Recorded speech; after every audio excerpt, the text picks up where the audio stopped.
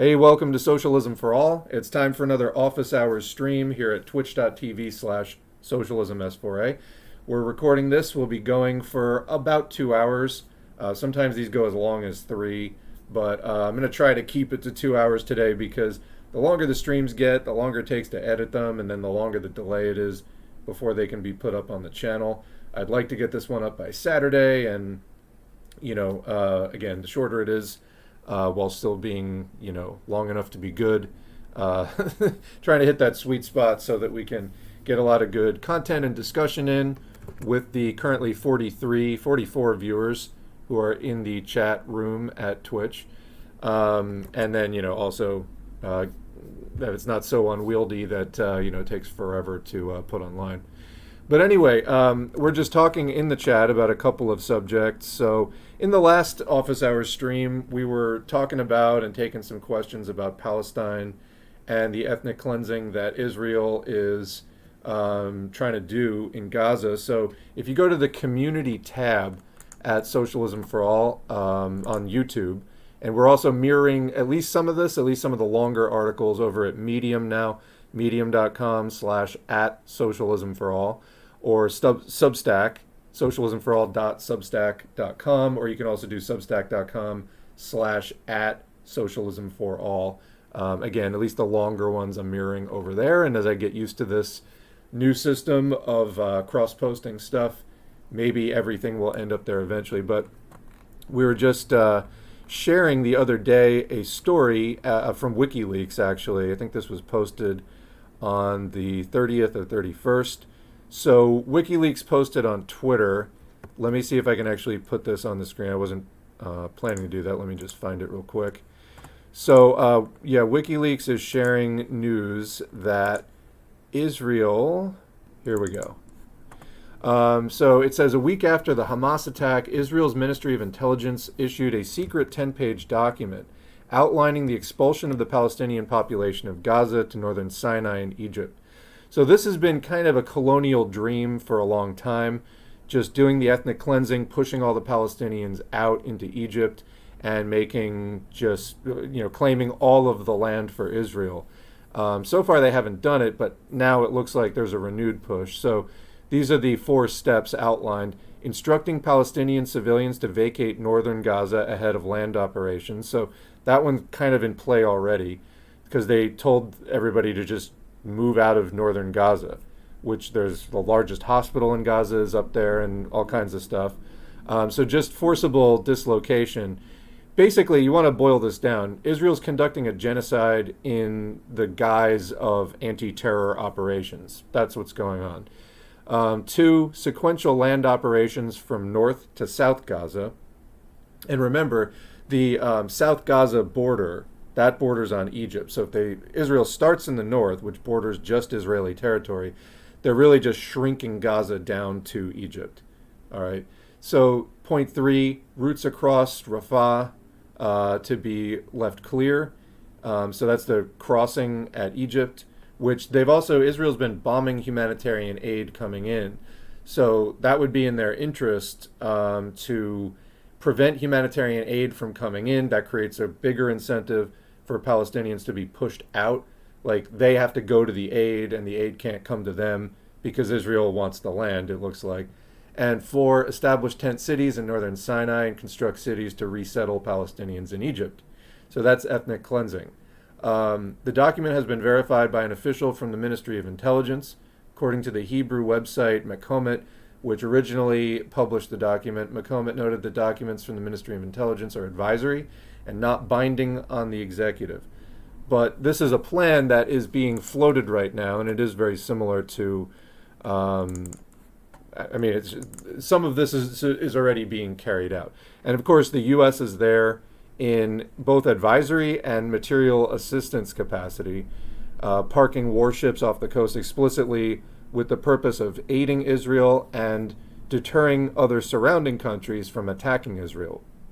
So, preventing the flare-up into a regional war, which of course would just be in retaliation for Israel's genocidal campaign against Palestine.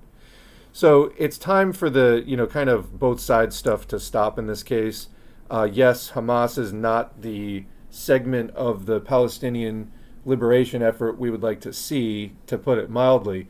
But there's one side that is backed by racist settler colonial imperialism, and one side that is struggling to exist.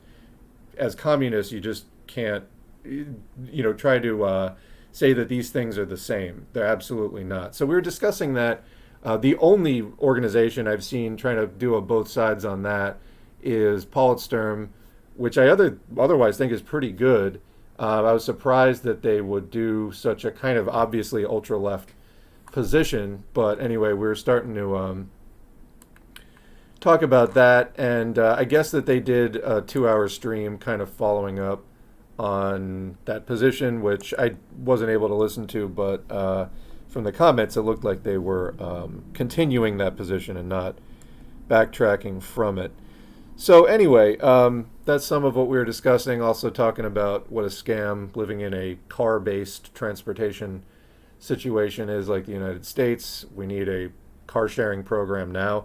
That would be a very easy way to handle things like when you need, first of all, have public transportation.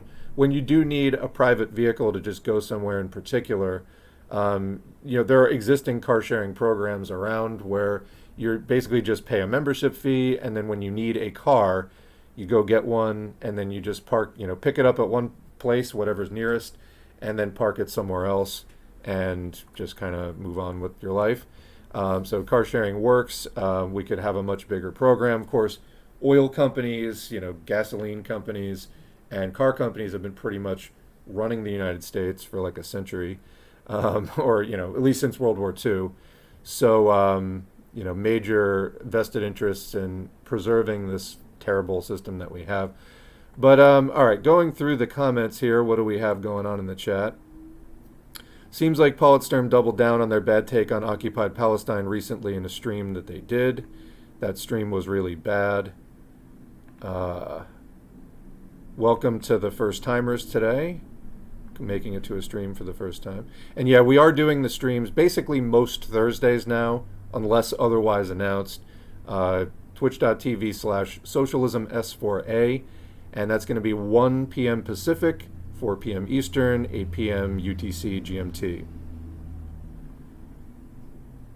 And there was a question about the Buy Me a Coffee link. It is on the screen there. So we have 2 ways that you can contribute to the tip jar: buymeacoffee.com/socialism for all. That's either for recurring or one-time payments. And then patreon.com/socialism for all is the more established one that's been up for like 3 years. And that's more for recurring, although you can, sign up, leave a contribution, and then quit before it bills you again if you wanted it to be one time. I will say, since we're talking about that, I'll put the thanks to the patrons and BMAC supporters up on the screen. I actually just updated it with the November information. There's some people whose cards have expired. I left the names up because that's confusing on Patreon. As it is, it's confusing. Where at the start of the month, Patreon tries to bill people, their cards are expired. This month there were 10, so it's like their names are on the screen and I have to keep checking it sort of until, So anyway, there's people who didn't actually support yet in November, but a lot of times when the card expires, people do come back, a week or 2 later and they update their card and stay in the game. So, whatever, I'm just leaving the names up. I will say, though, it is more confusing trying to combine the Patreon and Buy Me a Coffee names, but it's what we got to do now because Patreon seems to be a little less reliable than it was in the past. Turns out I never got the money for October from them, even though there were several people who did check their billing statements and were definitely billed. We don't know where that money went, but yeah, big hiccup last month. Thank you to everybody who did step up on Buy Me a Coffee last month. We wound up coming out okay for the month. I do rely on this money. We spend a lot of time with the channel maintaining all the different arms of the S4A social media presence, trying to reach more and more people, whether it's SoundCloud, Spotify, Blue Sky, Mastodon, Reddit, like all the places where we're active.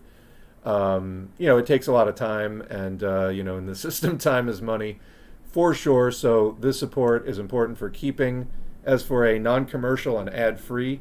It's a viewer-supported effort, And that support means that I don't have to pursue as much wage work. Instead, I can put the time into this. So hats off to the Patreon and Buy Me a Coffee supporters, and I will figure out, just the easiest way to combine the two into one fluid system. There are a couple of names that are on here twice, and I think that's because of the, people gave in both places, which is great. And if the only downside is a little bit of a tangle on the credits page, then so be it.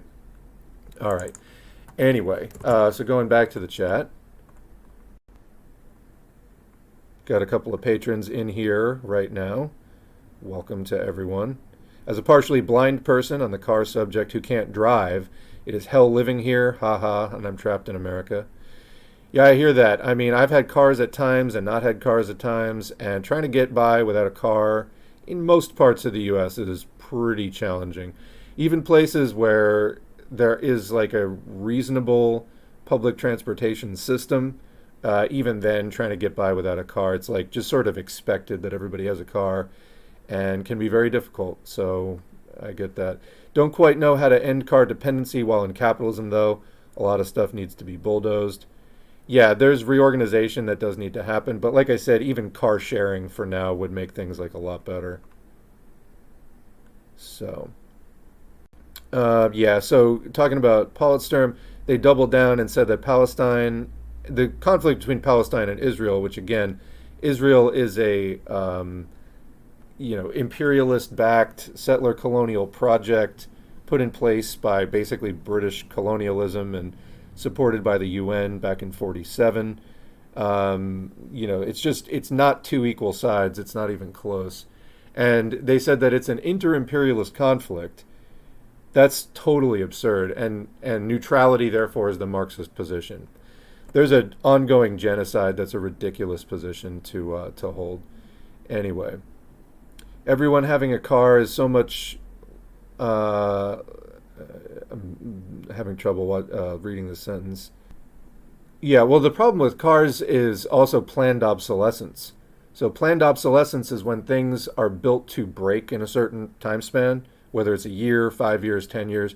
I think cars are built to break in 10 years, so that people have to keep repurchasing them, and therefore profits stay up. So it is just a scam. And also, when people point out how rational capitalism is, that's a very clear sign that is not efficient at all, and it's solely due to the need for profit. Things are built to break, and so just waste gets created. It's not efficient at all. I hate driving too. If you have a good bus system, great, but even then, sometimes you need to go somewhere in the middle of the night. The buses aren't always running. There's all kinds of stuff. I've found when I was depending on the bus for commutes, I mean, it could sometimes take, even if I biked to work, it would sometimes take significantly longer to ride the bus, just having to wait for it, get a transfer. Maybe the buses were only running every 40 minutes or something like that. So sometimes I would take the bus just because I would be too tired to bike, but and it was too far to walk, but it would still take longer. So I mean, there's pluses and minuses for sure. I mean, we could have a better bus system in most cities and most areas in the country. I mean, in the more rural areas, a lot of times there's just no bus at all, or maybe there's one bus through there, per day or something like that. Insurance is a scam in general. My health insurance is one of the best you can get, and it's still dog shit. Yeah, I mean, it could be better if you had everybody in the same risk pool, for example, just national default insurance. But, yeah, the U.S. isn't doing things like that. Let's see. My mom just spent $1,200 on a new set of tires. Absolutely insane. Someone else, I work in insurance and I hate my life. Hear that? Why do people keep bringing up Project 2025? There's 2 mentions per stream now, and I have not seen anyone else mention this outside of the stream. I'm not complaining, but it's just where are you hearing of this?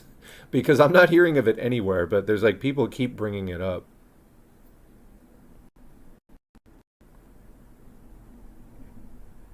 Insurance is so contradictory, even within capitalist framing, it requires people not to need the service it offers. Yeah, and of course, then not paying out or providing the services is really where the profit comes from in that model. So, yeah, it's a bad system.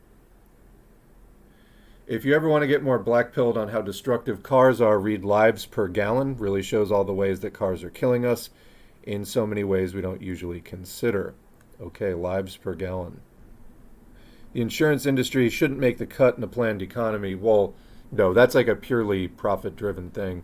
You could do it on a nationalized basis much more cheaply. And I mean, it's like the difference between Medicare and the private insurance industry. It's much cheaper, there's less administrative overhead, but there's too much profit being made to fold it up. And, you know, for people who might be confused about the ACA, the Affordable Care Act or Obamacare, that was written by the insurance industry. It actually made the private insurance more entrenched. Yeah, the working class Israelis just need to work with the Palestinians isn't really going to cut it during a genocide. Wow. So Politsturm said that Stalin supported more national liberation struggles after Lenin died. Maybe because there were more national liberation struggles after Lenin died, which, quote, hurt socialism. Totally weird stuff. That's really strange. Um, that's unfortunate. I don't know. Oh, so they're planning another stream just to respond to the 20-minute video that I made? That's kind of, I don't know. As far as I know, they haven't invited me on it. They did invite me on a stream in the past. I was kind of declining all invitations at that point. I just wanted to like focus on doing the readings. Let me check my messages now. No, they haven't said anything about inviting me on a stream. So, you know, I guess they're just going to say some stuff. Who knows? I don't know how many people even really listen to them. So, you know, probably about as many listen to me. But I don't imagine a position like that is going to go over really well with anyone.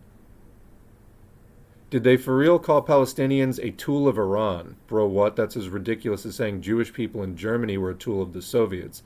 It's in such bad taste to even consider saying shit like that. Yeah. So, I don't know. I think it's a bizarre position. I'd like them because they were taking anti-revisionist positions with regard to China and things like that. But this is just strange. And as far as saying something, and again, I'm getting the second hand, but according to someone in the chat, that they were saying Stalin's support for national liberation movements after Lenin died hurt socialism. I mean, this was like theorized under Lenin as well, so I'd be curious to hear what was going on with that. So they basically called Palestine, or specifically Hamas, they were saying that it was acting in a pan-Islamist trend. I mean, yeah, not entirely untrue, but again, there's a genocide going on. This just isn't equal on both sides at all. I think they mean third worldist error, which emphasizes an Islamist world contradiction as opposed to capitalist worker contradiction. But Palestine doesn't have bourgeois liberties or a bourgeois state. Can they even be accused of making those errors? So another comment, they basically said it is a national liberation struggle, but said that Hamas is Israel's preferred enemy to the point of funding them. Yeah, I mean, so that they could outcompete the other ones, not because they really want them to be there. Because the existence of Hamas justifies their militarism. This is like bordering on like a conservative, all resistance struggles are bad because they embolden the state to crack down. I mean, yes, but the fact is there would be a national liberation struggle and armed resistance regardless. It's anti-colonialism. So anyway, the existence of Hamas justifies their militarism and would prefer that national liberation struggles be carried out by the more secular resistance groups because according to Hamas's manuscript or manifesto, they want to establish a far-right Islamic dictatorship. That's the summary. I don't necessarily agree completely. Well, I mean, I think I was saying most of those things. The problem is, what are you doing about the genocide? And is it even correct to criticize anyone resisting that at all? You know, it's just such a weird, I wouldn't touch that with a 10-foot pole. Quote, why should we bother to reply to Politsturm? They would reply to us and we would have a reply to their reply. There's no end to that. Sort of the Lenin quote about Kautsky. So, and to Palestinians right now, today, what other options do they have? Also, I think the line that Palestine is some kind of effective pawn of other imperial powers is such a stretch. Palestine is losing territory. Palestine is basically like Gaza is an open air concentration camp. You're trying to make the position that they are some sort of effective pawn of in an inter-imperialist competition. That is ridiculous. That is utter nonsense. They are victims and clearly getting crushed. The population is half under the age of 18. That's who's under total siege right now. It is an absurd position, and I don't know, disappointing to me. Not just disappointing, but shocking. Politsturm would take a position like that. What I do agree with is that a secular resistance would be preferable. Yeah, I said as much in everything that I've said about this. But I think that the reality is Hamas is the biggest resistance group and the most capable. So, I mean, even in the 2006-2007 power struggle, which the PFLP, for example, does not recognize either the Hamas government in Gaza or the Fatah government in the West Bank as legitimate because there haven't been elections for 15 years. And even in Gaza, the way that Hamas got ahead of Fatah was by force in part. They partially had a military armed conflict. So, I mean, that's significant. That said, though, I mean, those are struggles within the coalition for the liberation, and it's getting pretty dirty within that. But regardless, existence is on the line. Genocide is being waged, and now is not the time for the sort of armchair both sidesism. And this has also just been established for such a long time. So that's the point is that preference is secondary to survival. I agree. It will be easier for the Palestinian left to organize under a far-right Palestinian government than a settler apartheid state undergoing active genocide. Yeah, also correct. This is the basic logic of any national liberation struggle. Like the capitalist media, Politsturm seems to reduce the current struggle as being Israel against Hamas only. Yeah, you'll notice that in the news coverage, they call it the Israel-Hamas war. Oh, so you're only attacking Hamas then? No, you're bombing hospitals and churches. So yeah, and you're placing the entire population of Gaza, again, over 1 million children, in a state of total siege, without food, fuel, water, electricity. The internet has been cut off multiple times. So that, like I said, Israel is conducting a genocide under the guise of anti-terrorism. It's like 9/11 politics back to the forefront. So they don't know the specifics of the Joint Operation Room. Politsturm does not know the specifics of the Joint Operation Room and the unification of the Palestinian resistance forces in armed struggle. There is, in other words, a sort of internal truce, even though the internal politics did get very ugly. There is an internal truce for the sake of waging the struggle right now against genocide from Israel and its imperialist backers, including the United States. The Joint Operations Room of the Palestinian Resistance is a joint military operations room that includes the military arms of the major Palestinian resistance factions across Palestine. That does include left secular groups. Someone was photographed in a pro-Palestinian rally holding up a copy of The Wretched of the Earth. Love that energy. Not sure if it's effective as a protest method, but critical support for the hardcore Fanon reader as always. I don't know, maybe somebody will see the picture and decide to look up the book. Possibly. Actually, speaking of protests, I'll put this on the screen.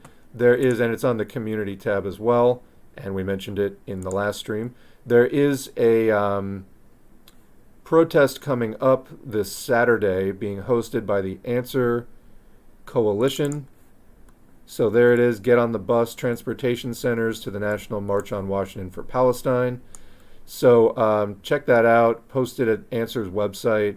Tens of thousands of people from every corner of the United States are converging for a truly massive national march on Washington, D.C. on Saturday, November 4, 2 p.m., Freedom Plaza. And if you go there, there's links to information, cities around the United States, where you can get tickets to ride a bus or whatever. It's not perfect. There's some areas where there's not buses coming from, but they are helping to coordinate the transportation for this big protest.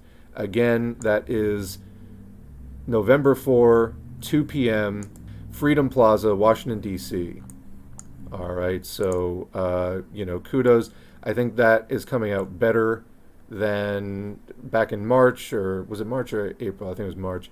Answer held a rally against the war in Ukraine, but in a very sort of, the framing didn't really go over. It came off in kind of a pro-Russia sort of way, and a lot of people were just like, what are you talking about? But still better than the Rage Against the War Machine libertarian crypto-Nazi rally. That was the conflict. Back at that time, Rage Against the War Machine had a rally, basically like a right-wing, quote, anti-war rally in February, and then Answer had theirs much bigger in March. So Politsturm did mention other secular organizations in the stream, to be fair. What did they say about them? I mean, it's still the wrong conclusion regardless. And, I don't want to belabor this point too much. I think it's really obvious. That is an incorrect position. I'd love to see, the details of the analysis. Actually, I wouldn't love to see. I think you couldn't come up with any compelling information to try to, again, portray Palestine as some, pawn of China or whatever. I had one person say this in the comments, and I've seen Politsturm say it. I've not seen anyone else. They're so far outside of, and it'd be one thing if they were outside the consensus and correct, but they're not. So anyway, it's been good watching your stuff critical of multipolarity, then seeing nothing being done from those BRICS countries regarding Israeli war crimes. Yep, it is one system, and BRICS is just a rival bloc within the overall imperialist world system.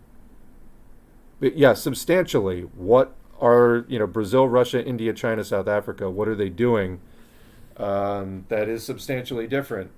China's position is pretty much the same as the US's, which is two-state solution, imperialist peace, and they could be doing a lot more to sanction Israel rather than, building them subways and being their number one source of imports.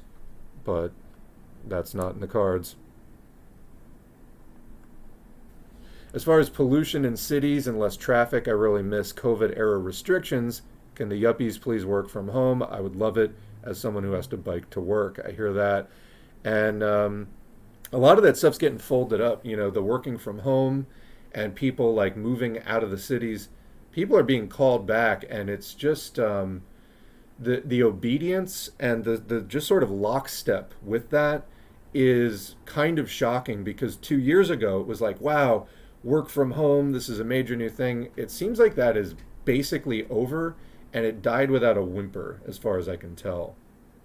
Speaking of neutrality, did S4A ever find that quote about neutrality from the other stream? I think it was a Desmond Tutu quote. Quote, if you are neutral in situations of injustice, you have chosen the side of the oppressor.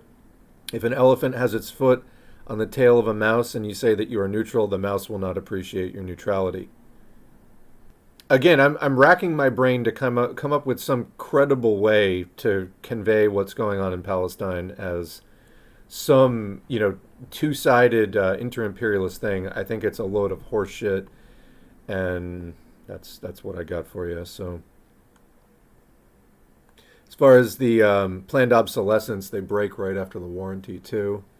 Yeah, again, most rational system. Okay, thank you for the Buy Me a Coffee donation. I appreciate that. Did Politsturm mention any organizing methods to bring the secular left organizations to power with the masses? It seems like unless there's help in bringing the secular parties to power, the critique is kind of useless. Both Europe and America are imperialist centers, but on the mobility topic, Europe is far better. Oh, you mean transportation, yeah. On that car thing, the 10 years gets reduced in snow states where they put salt on the roads. Salt will completely rust out the bottom of a car. You gotta, wash it off and get undercarriage, treatments and things like that. Yeah, it will rust out the car really badly. What's your stance on European capitalism, as in more social democratic capitalism, like in the Norwegian countries? It's not social capitalism. I mean, it's social democracy. Democracy, I guess, being a buzzword for capitalism. But yeah, anyway, like in the Norwegian countries, they seem to work for the masses, unlike capitalism or communism. Do you think it's bad in general because it's still capitalism? It's not just capitalism in our book. It's capitalism, and it obeys all the same basic rules that capitalism anywhere does. So what we have since World War II is a world imperialist system. Those countries, as part of the EU and NATO bloc that basically revolves around the U.S., is closely allied with the U.S., and the current major dominators of the world, although the emerging BRICS capitalist group is giving them a run for their money, basically centered around China. But it's all capitalism. It's all the same system. It doesn't work for the masses. The masses are not actually in charge of that. Those are concessions that the capitalist class, which is still the ruling class, made to the working class, basically to ward off socialism, to try to buy them off. And, struggles for better conditions are a good thing, but they have to be working toward revolution. You can't just see that as the end state in itself. You have to recognize capitalism has a fixed lifespan. It cannot live forever. It trends toward more and more instability and final crises that it cannot recover from. I would posit that 2008 and the one that we're heading into now, the US is like currently in like a 2006, 2007 type scenario, if the housing market is any indication. There's another gigantic bubble. We've showed this in other videos and streams. Even adjusting for inflation, I almost said inflammation, even adjusting for inflation, the Case-Shiller housing price graph, which is like one of the best ones, although it is very slow and a lagging indicator, even correcting that for inflation, we're in a bigger bubble now, bigger price bubble now, than we were in the 06, 07, 08 situation. So when this pops, and it will, the prices will come back down to the long-term average. When that happens, it is going to cause a catastrophe bigger than 2008 because the bubble is bigger. The problems that led to that mid-2000s housing bubble, which may have been in part the repeal of Glass-Steagall. There's so much speculation going on, and the speculators are armed with so much money. It wasn't quantitative easing which led to that bubble. So it was underlying pre-existing conditions, but which came into effect basically for the first time in the 2000s. You kind of have to go back to the 90s and be like, what changed in the 90s? You get this huge bubble, and then the biggest crash since the Great Depression, basically, biggest crash of the post-war period. And then they dump money into it through quantitative easing to get the system rolling again. Things work okay for a while, then another bubble of the same exact type, but actually a greater size. We're now basically at the peak of that bubble right now.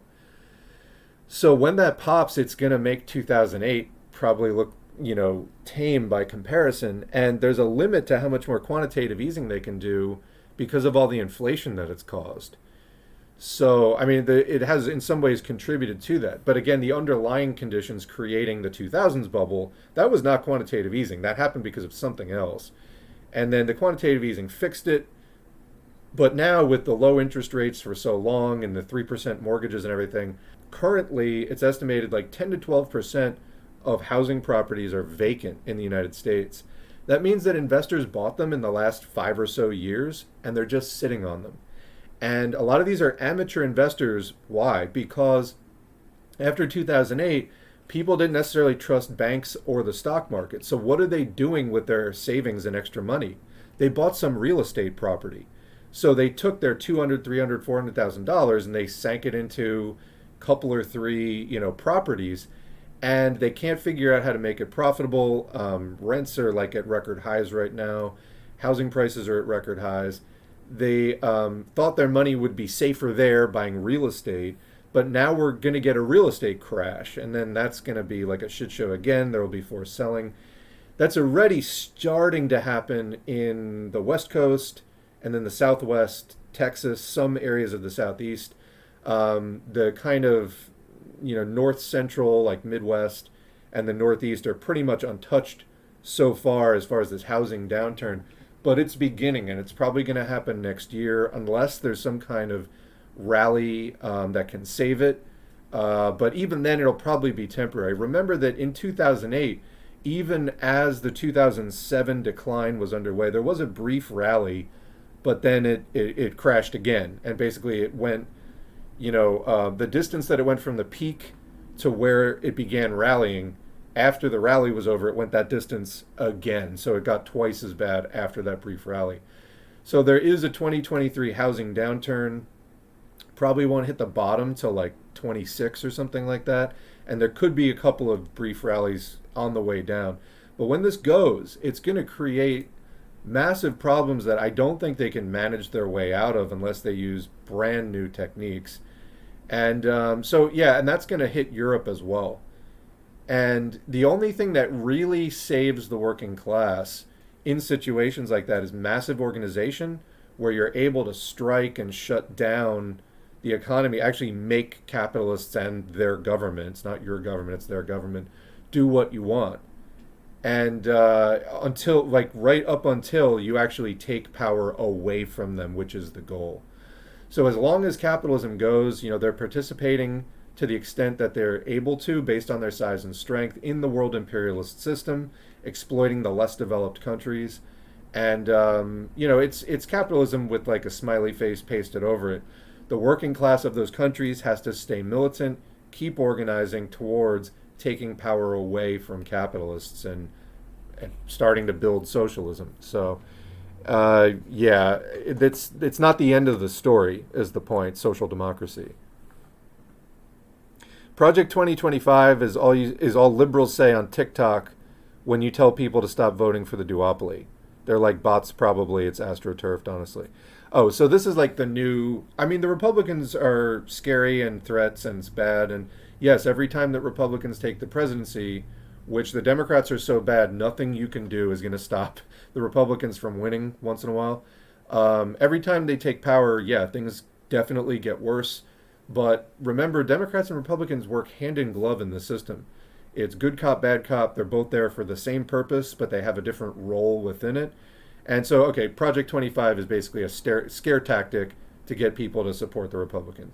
So it's but Bush, but Trump, but Project 2025.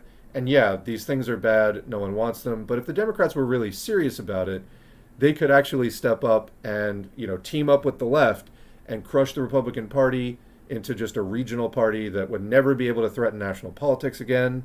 Will they ever do that? Absolutely not. The Democrats and Republicans are owned by basically the same donors. You look down on opensecrets.org, who contributes to the top Democrats and top Republicans. We did a breakdown in an earlier stream. It's basically the same. There's a couple of differences, but the top 10 are, I think, 2 of them are different and some of them are in different slots, but it's the same industries that contribute to the Democrats and Republicans at the highest levels. To be honest, I kind of support nationalized insurance that the government supplies, because then they have a major vested interest in the health and safety of their people. Governments with universal health care tend to be cracking down on tobacco, for example, because no matter how much tax they get from sales, it doesn't make up for the overall healthcare costs related to smoking. Nationalized insurance, even from a bourgeois perspective, makes sense.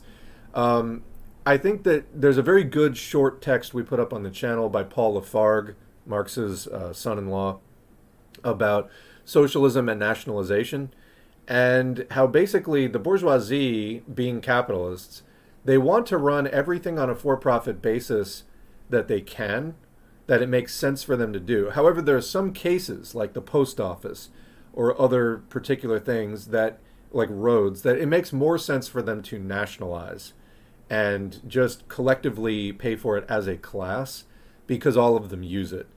So, they nationalize what makes sense for them to nationalize. That's, from a socialist perspective, not necessarily a good thing. As, Lafargue in that piece points out some of the drawbacks. Like, it can actually make the capitalist system more entrenched in some ways, that if socialists were to come to power, it would actually be more infrastructure for them to tear down to then replace with socialism. But yeah, even from like a bourgeois perspective, it makes more sense. It's cheaper, more efficient. You have a healthier workforce if you have nationalized insurance for like medicine, for example. But in the U.S., it's like they're making such ungodly profits from it that industry is able to lobby to not nationalize that. And that's what we've got so far. I posted a study on depression rates depending on transportation, on work commute. Cars are rated as spending the most money for the individual, and the drivers as having the highest depression and anxiety as compared to public transportation riders. Yeah, remember, when you ride public transportation, you can sit there, read a book, not look at the road. When you're behind the wheel, it's on you. You're maybe flying along at 70 miles an hour, and you're looking out for other glass and steel coming your way. I mean, it's stressful. Driving can be pleasurable, but it can also be very stressful. Project 2025 is the Republican plan to completely overrun the government with astroturfed candidates and triple down on the Christo-fascism. That's the short version. Okay, so basically the Tea Party Part 2. Or I guess Part 3, because first it was the Tea Party. That emerged in the wake of the 2008 crisis. And basically, after George W. Bush and Dick Cheney burned out the goodwill of what I would call the sort of obvious country club wing of the Republican Party, they had to build this astroturfed pseudo-populist wing of far-right crazies, but with more of a, quote, populist face, the sort of super patriots and all that kind of stuff. Prohibitionists, there was all kinds of people coming out of the woodwork during the Tea Party. MAGA was phase 2 of that, so then Project 2025. It's still basically the same plan. AstroTurf, dark money, pseudo-populism, Christo-fascism. That's the direction they're going in, just basically like a white nationalist party. And the Democrats are just becoming the new Republican Party. Back to Palestine, the Joint Operations Room, back to Palestine, the Joint Room has organized annual joint military trainings for all factions in Gaza since 2020. They're the central body that governs Gaza's military operations. The left wing that make up the JOR are Omar al-Qaim forces, the armed wing of the DFLP, the Abu Ali Mustafa brigades, the armed wing of the PFLP, the Night Riot units, organized groups of Palestinian youth. The Lion's Den consists of resistance fighters of various factions under one banner by any means necessary. Just restarted my subscription on Patreon. Welcome. Thank you. Gaza is literally fish in a barrel right now to the Zionist regime, and people are still like, it's Israel's self-defense. Is Politsturm COINTELPRO type shit? I don't know much about them. I mean, they're international, so I don't think it's COINTELPRO unless it is like a joint intelligence operation internationally. But I was very surprised because I agreed with most of the other stuff that they've said. But I don't know. I might have to stop steering people towards them because, yeah. Politsturm's position at this point is nearly indefensible. I'd say it is totally indefensible. It's such a bastardization of proper Marxist analysis that it actually pisses me off. You know what? I've been thinking about it. I'll just take it out of the about thing for now and whatever. I'm so tired of organizations just going berserk. I don't know. I don't know. Anyway. How did Politsturm get China right but flop on Palestine? Yeah, that's what I'm saying. It's a real head scratcher. In peacetime under Israel, Palestine is like the Troubles, which should tell you how genocidal Israel is. Kwame Ture, Malcolm X, Bernadette Devlin, all leftist Marxists of the past understood and supported Palestine. Why, when contradiction is heightened, can't, quote, leftists, I think there's a word missing, leftists be Marxists today? I'm not sure what that was. Right up till the one missing word there, until I couldn't read the comment. But I get what you're saying. Like, the Palestine thing is a very well-established question. I don't know why people are starting to try to reinvent the wheel in totally incorrect directions. I had a bunch of people. I mean, and this is for Politsturm's own sake. I'm trying to help you as an organization. People are out here. That's not the first person that I heard asking, is Politsturm some COINTELPRO type stuff? Like, you are having Fed type positions there. You are not, like, people are becoming deeply suspicious of you. So if you are for real, you need to stop, like, now because it is not going over.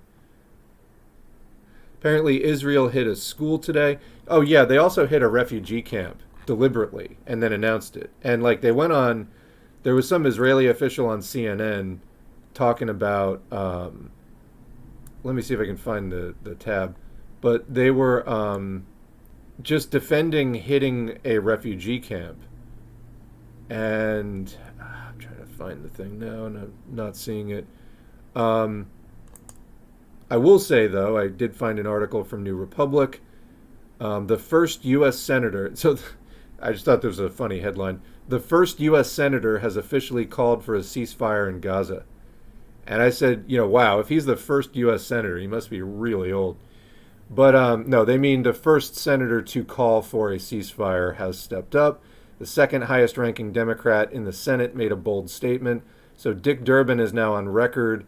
Palestine wants a ceasefire, and Dick Durbin is officially the first U.S. senator to call for that 26 days into a brutal airstrike campaign by the Israeli military, which as of Thursday has killed over 9,000 Palestinians in Gaza, according to Palestinian health officials.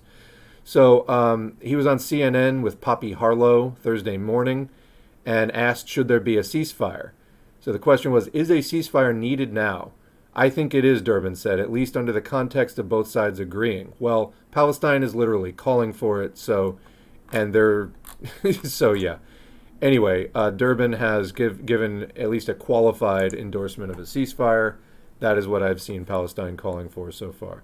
But yeah, Israel just deliberately hit a refugee camp. Welcome, Shakespeare. Yeah, just reminder again, if there are any trolls, don't feed them. We'll take care of them, but we'll just clog up the chat if you start fighting with the troll. I wish I could go to the protest, but I work service and I'm never free on weekends. Makes it hard. That is the problem of being in the service industry, is when other people have free time, that's when you're busy. There's nothing to Politsturm's analysis, even if they were to show us. It's just randomly picking quotes and drawing the dumbest fucking conclusions. Can't say I disagree. I might actually go to the protest. I've been hesitant to go to Washington in the past.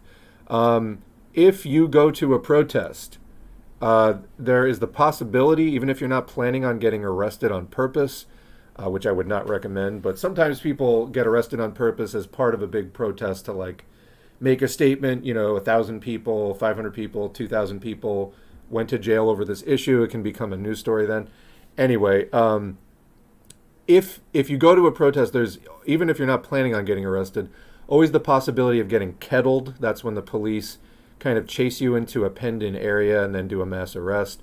Go with phone numbers written on you in some kind of permanent ink, hopefully something non-toxic. But you can look up trainings from the NLG, National Lawyers Guild. They do a lot of support work for protests. And one of the recommendations is always, if you think that there's a chance you're going to jail, go with either the NLG, number written on you, or whatever phone numbers you're going to need. Write them on your skin. That is important. So, but there's other trainings on how to handle going to a protest and all that kind of stuff. I would strongly recommend, if you're going to one, particularly on a topic like Palestine, where they're probably going to be all over it, just go prepared. China prefers its trade with Israel over actually doing anything meaningful about genocide. Well, this is Chinese capitalism. They're trying to do business, and they're trying to compete for market share with the U.S. In the right to exploit the world. And remember, capitalism itself is exploitation. So dealing capitalistically with equals exploiting. Right? That's how capitalism works. If there wasn't a profit, exploitation, the capitalists wouldn't be interested in it. So yeah, they're trying to do business, and they're trying to get ahead of the U.S. and the more established imperialists and work their way up. So of course, this behavior seems to be in line with that. From a deep reading and listening to PSL and Answer, which the Answer Coalition is closely tied with Party for Socialism and Liberation, they treat multipolarity as a stage to new regulations. I haven't heard that particular take, but they've become enamored in it to the point of making critical mistakes. Yeah, I know like Brian Becker is all over that multipolarity stuff and and that Russia is anti-imperialist. No, that's not Marxist-Leninist at all. There is a specific meaning to imperialism in Marxism-Leninism. Lenin wrote a whole book about it called Imperialism, the Highest Stage of Capitalism. It's when capitalism reaches the stage of development where the home market becomes saturated. There is a high degree of consolidation, the emergence of large trusts and monopolies, multinational corporations, we would say today, where huge amounts of production are consolidated into one company. The capitalists have to start exporting capital to exploit other countries beyond just the home territory. There's the emergence of military-industrial complex. The state becomes very involved in the economy. There's this sort of merger of financial capital and industrial capital that's called finance capital. And so this whole merger of like the state, banks, industry, the politician, banker, industrialist nexus, these are all the hallmarks of 20th century capitalism, or again, imperialism, the highest stage of capitalism, but higher than that earlier stage that Marx and Engels were observing emerging out of feudalism. The lower stage where it was free competition. Well, then in the 20th century, especially in the more advanced countries, you hit this new stage of capitalism, imperialism, where there's no longer such free competition because the free competition has run its course. There were winners and losers, and the winners are really, really consolidated. And it has those other characteristics and new types of behavior. So anyway, imperialism has a very specific meaning in Marxism-Leninism. It doesn't just mean pushes its weight around or tries to be dominant as it has meant in the pre-capitalist era. I mean, it still has some of that meaning, but it has a specific characteristics as described by Lenin. So if you want to do Marxist-Leninist analysis and not some sloppy opportunist, lesser evilism kind of thing, stick to that. Russia is definitely an imperialist power. And Marxist Paul has or I guess Marxism Today now, has a video, it's like 14 minutes long, is Russia anti-imperialist? And he breaks it down like, no, there's state-involved monopolies that dominate the economy.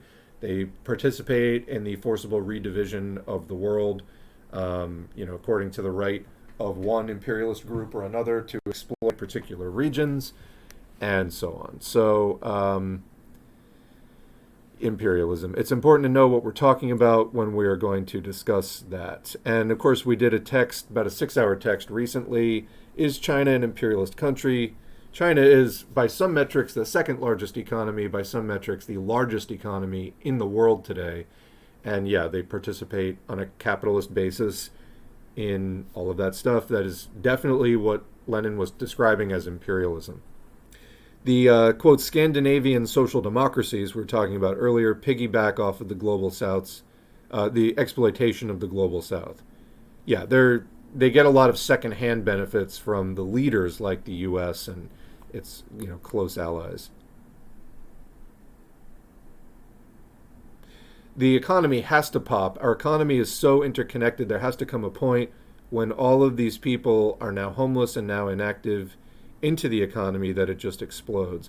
Yeah, I mean, so the Federal Reserve kind of manages a lot of the U.S. economy, setting interest rates and so forth. They try to maintain a certain amount of unemployment. That's critical to capitalism. If it's too low, that they need to keep workers off balance. So if it gets too low, workers are getting too many jobs, workers feel too secure. They need to keep unemployment at a certain target level to basically discipline labor and keep wages down. So that's part of the management that they do. Homelessness seems to extend into this at this point. So, I mean, there are various sites you can use to look at housing statistics on like a map of the US. And it's really interesting to play around with some of this stuff because you can see there are areas of the US where it's like the median house price is $400,000 and so on. But if you compare this to the wages and salary, in order to afford housing payment, like to buy a house right now, you have to be at like the 88th or 90th percentile for income. You have to have like $100,000, $110,000 household income to buy a house. Even a cheap one is like out of reach for most people. So, and not to mention that things are about 30% overpriced right now on average. So there's a ton of shit going on in the economy, and the housing is mortgages are closely tied to the 10-year Treasury bond. So the implications of all of this, and for mortgage-backed securities, and a lot of the things that went into the 2008 implosion and credit crunch, it's all lining up to happen again in the next 1 to 3 years, and this was probably 2006 or 7 this year. Next year, like we're looking at this becoming a major thing, I think, next year, because again, West Coast, Southwest, Texas, parts of the Southeast, up into like Nashville, the housing downturn is already hitting. The rates of growth, so disinflation, the rates have been slowing for a number of 2 years now, solid. And in those leading areas I just mentioned, they've gone below zero. So the prices are actually starting to come down now. If they don't significantly rally and stay high, which is unlikely, they're likely to keep going down. That's gonna, anyway, we covered this more in another video, but again, we're looking right now at like the crest of the peak. In some areas, it is actually starting to come down. Housing prices are starting to come down, but just barely starting to come down. Like they're 3% down from the peak relative to like a few years ago. But another major issue is the inventory. That's one thing that definitely has not stabilized back to pre-pandemic levels. There's a lot of things that economists and people who analyze these kinds of things point to is like, XYZ consumer activity has gone back to 2019, 2018 pre-pandemic levels. Housing inventory is one area that is still at about 2/5 or a third of what it was in 2019. Like you look at an area that in 2019 had, let's say 3,000 properties for sale. Now you'll go in there and find 800 to 1,200 properties for sale. Like the amount of stuff on the market is extremely low. And again, I think most of that, because a lot of it's vacant properties, is people who, like retirement age people who are close to it, who put their money not in the stock market, not in a bank, but they bought a house. And they don't want the cash because what are they going to do with the cash? They're going to put it in a bank. And, they think that putting it in the house is going to be safe. But then when there's a big housing crash and the houses lose a significant chunk of their value, which they probably will do, if you compare like prices right now to what they were in 2011, not even close. So when prices come back down, they're going to lose all that money, and then the selling will really begin. There's already some pretty significant sell-offs happening of investor-owned properties, like big corporations, financial firms that were buying up residential property, essentially creating a housing crisis in the process. But they were buying up residential properties when it was cheap and when the yields on treasuries weren't great. They were like, let's buy something where there's a better yield. Now they're starting to sell them at 5% loss, 10% loss, because as professional investors, they know it's better to lose 5 or 10% than 30 to 50%. But the more amateur mid-grade investors, they may be more emotional, sentimental, not really understand. They're like, no, no, I bought this thing and I'm determined to get a big return on my money. And then they're going to be the ones that wind up holding onto the property for too long until the prices really start sliding. And then they're going to lose like a significant amount of money. So we're looking at a gigantic shit show in the housing market. The price growth everywhere is slowing already. So disinflation. Only a few places are actually hitting deflation or like the price lowering. And that's again like West Coast, Texas, Southwest, like the Phoenix area taking big hits, Las Vegas, up into like Idaho even. And then, down to the Gulf Coast into Florida and then up into like Nashville. But, you look up at the Great Lakes region and New England, or really most of the Northeast, there's like prices are still growing. They have not started to turn around at all yet. So the housing downturn is just starting, but in the next year or two, expect fireworks coming off of that. But yeah, in the meantime, basically all these investors buying up houses caused a massive housing crisis. And builders did start building like crazy in the last year, but it's kind of too little too late. Plus, the prices that they're selling the new houses for aren't affordable anyway. Oh, you built new housing. Great. What are you selling it for? $450,000. Who the fuck is going to buy that, especially with an 8% mortgage? So these are crucial questions, to the economy. This could be handled in so many ways. On the apartment side, there could be rent control. People have to fight for that. There can be public housing. The construction of more public housing is a competitive element that can bring down prices in housing in general. It was up until just a few years ago prohibited by law in the U.S. Congress to even build more public housing. That was one of the few good things that the squad actually did, was they led an effort to repeal the late 90s legislation. So for basically about 20 years, it was illegal at the federal level to build more public housing in the U.S. So that's repealed now, but we still don't see like a big push to build more public housing, which again, sorely needed. Like something needs to give because there's a massive housing crisis going on. All the bad real estate and consumer debt is tied up in securities, so eventually someone, like the federal government, will take that hit, and credit markets that many companies need for short-term operations will collapse. Yeah, so we're talking about this in the standalone video that I did about is a 2008 type crash coming, because basically the same underlying conditions that drove 2008 never went away, and cyclically it's coming back again. So, this is what happened so we're in quantitative tightening now. They're trying to reduce the Fed's balance sheet. So they took on all of this, all of these bad assets. Most recently, 6 months ago, when SVB and SVB and Signature Bank, went under, the quantitative tightening reversed because they had to take on a bunch of stuff on their balance sheet. So they're trying to reduce the balance sheet now, and they've gotten further into quantitative tightening than they've been able to in the past. But when they did this in 2018, it resulted in a liquidity crisis in the repo markets in September 2019. It's called repo madness, and they had to step in at that point to prevent a credit crunch from developing. Credit crunch where everything just comes to a halt, no one's lending, which is what the whole economy depends on, is that lending activity.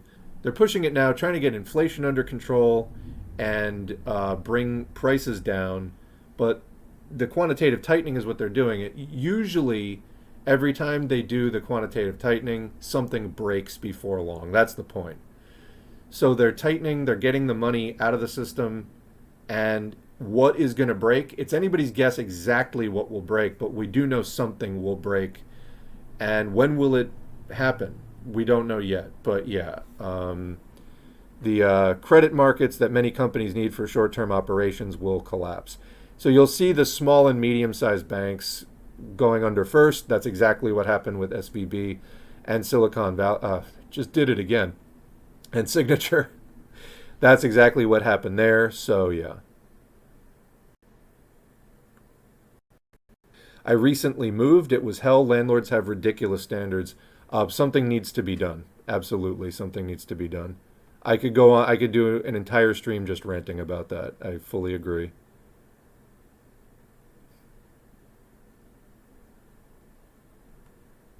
Thank you for the link to shutitdownforpalestine.org, the number 4 Palestine, the number 4 Palestine.org. I will take a look at that. Eyes are starting to strain. I have some of these blue blocker glasses, which some people say don't work. I don't really care what they say because they really help my eyes. When I sit here and squint at the screen without the glasses on and then I put them on, first of all, I can see a visible difference. Everything becomes more yellowy as the blue light is filtered out. I can just look at the screen for longer. So I don't know. I guess the studies have to do with like people sleeping better or not, but they seem to work for me as far as looking at the screen. So take that for what it's worth. People seem to overlook the fact that neoliberalism is in full swing in Scandinavian, quote, social democracies. It's just that by comparison with the US, it looks a lot better, and generally it is. However, the overall trend is toward a starve the beast economic policy. It's just happening slower than the late capitalist hellscape that is the US. Yeah, austerity and the push to do the basic neoliberal agenda of defund, privatize, deregulate, that is also in effect. And you saw it after 2008, that mantra of austerity and like tightening the belt and shared sacrifice. It was applied to the European, quote, social democracies as well. And so, the cuts were made. But yeah, it's starting from a different place as the US and with somewhat less vigor. But I mean, the needs of the system are the needs of the system. And they do outsource that onto more of the exploited countries where they can to try to keep their system of buying off the population, in place. But again, I want to stress, while the capitalists hope that the improved conditions will buy off the workers, they by no means have to, that by no means has to be the effect. Workers can take the concessions and still keep fighting for power anyway. But that's a question of what is your end goal. Anyway, do I ever talk to the people on the program? Nope, I do not. Yeah, here you go. So social democracy is crumbling in Scandinavia and Europe generally. Like, have you seen Belgium lately? It's almost like these reforms that are given by the capitalists can be taken whenever they want, and you're at their mercy. Yeah, it's like a reverse mortgage. The bank buys you out until you die, but your children are fucked. Well, so the capitalists are still in charge is the point. And as soon as it's politically convenient for them to do it, they will revoke the concessions that they made. Because the whole thing does come down to class struggle and the relative strength politically of the working class versus the ruling class. Until the working class becomes the ruling class in a proletarian revolution, you are fighting as a counterpower against the ruling capitalist power. But make no mistake, it's a capitalist government, capitalist system. Any concessions you get are because they chose to make the concession, and you can force them into it. But if you ever let up that pressure, they can just try to undo it. And it's in their interest to undo it because every dollar they give you is a dollar that they don't keep for themselves. Again, that's why we need to keep pushing on to seizing power. That's ultimately the point here. Okay, interesting. Like I said, I don't agree with the official statement nor the live stream. Politsturm isn't a democratic organization, at least when it comes to picking leadership. Really? How does that work? The members have no say on the official line and can only put out articles. Whether Vasily chooses to publish them or not depends. Like that said, most of Politsturm's work is very good, just not on this issue. Tell you what, I did not know that, and I'm taking that off of the About page right now because I don't want to promote an organization like that even a little bit. I mean, that's not... democratic centralism is one thing. That's not even democratic centralism. That's just like a newspaper. So we're going to take that off right now because I don't need to be associated with that. And that's really unfortunate. I was looking for something when people ask, hey, is there a Marxist study group? I'm just taking out that whole line. There we go. All right. Publishing that. I may have to update that on a couple of other sites that I may have copied that over to as well. I think it might be on the Spotify too.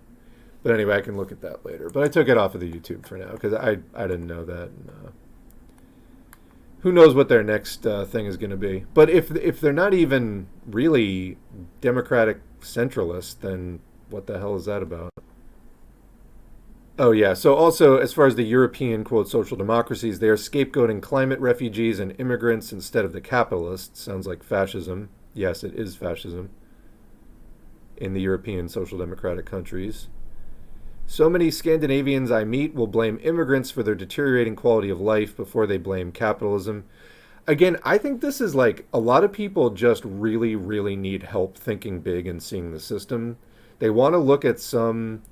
they don't really understand cause and effect within social systems, and they want to look to some, what's new, what's different, and the idea that it could be the system itself because it started before they were born and seems like a force of nature. It's like they can't bring themselves to think critically about it, but that's where we have to come in.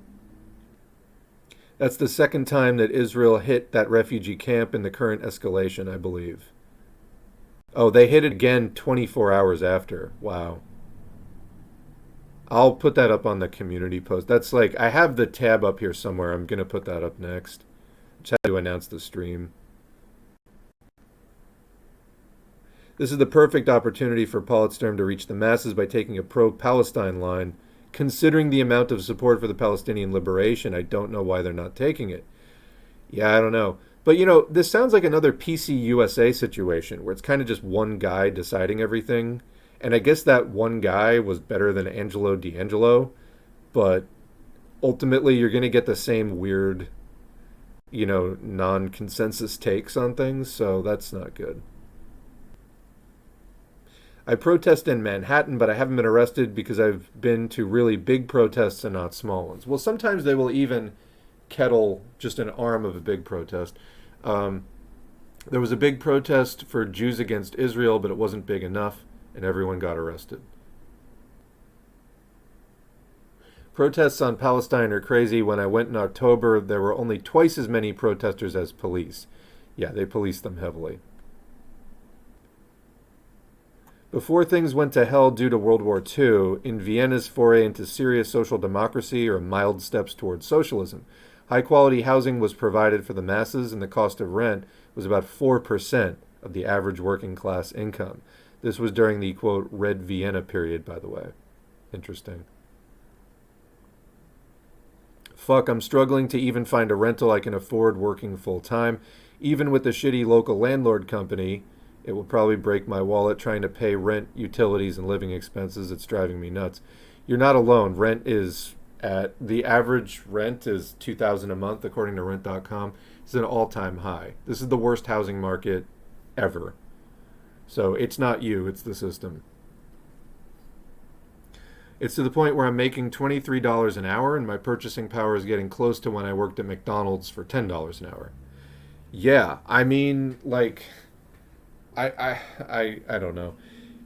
I think back to a while ago when my situation was significantly different and I had less education and stuff. I feel like I'm significantly worse off now than I was after I got a lot of, better work experience and I should be doing much better now than I was, but I'm actually doing worse. So same thing.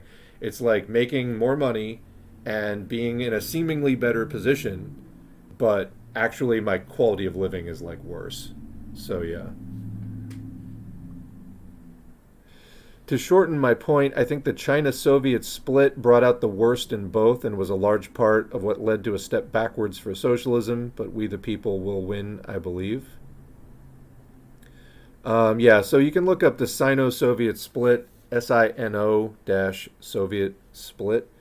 In the 60s, like basically late 50s through the 60s, there was a major breakdown of relations between the USSR post Stalin and China. There was a clash over the border. There was massive criticism over Khrushchev era policies, and yeah, major breakdown of relations. This is where Maoism starts to emerge as people criticizing the USSR, kind of siding with China instead. It was like the beginning of that rift. There is at foreignlanguages.press a set of publications known as The Great Debate. So there's like a couple of volumes of that, I think, if you want to read some of the back and forth about the USSR and China during that period. I'm making $15 plus tips, and the tips fluctuate way too much to rely on it, and the hours are never a full 40. And like I was saying, you could coast 10 years ago, 15 years ago. You could coast 20 years ago. You could coast a lot more easily on less. Now, it's like, I've never seen it this bad, not even close, of just how squeezed people are.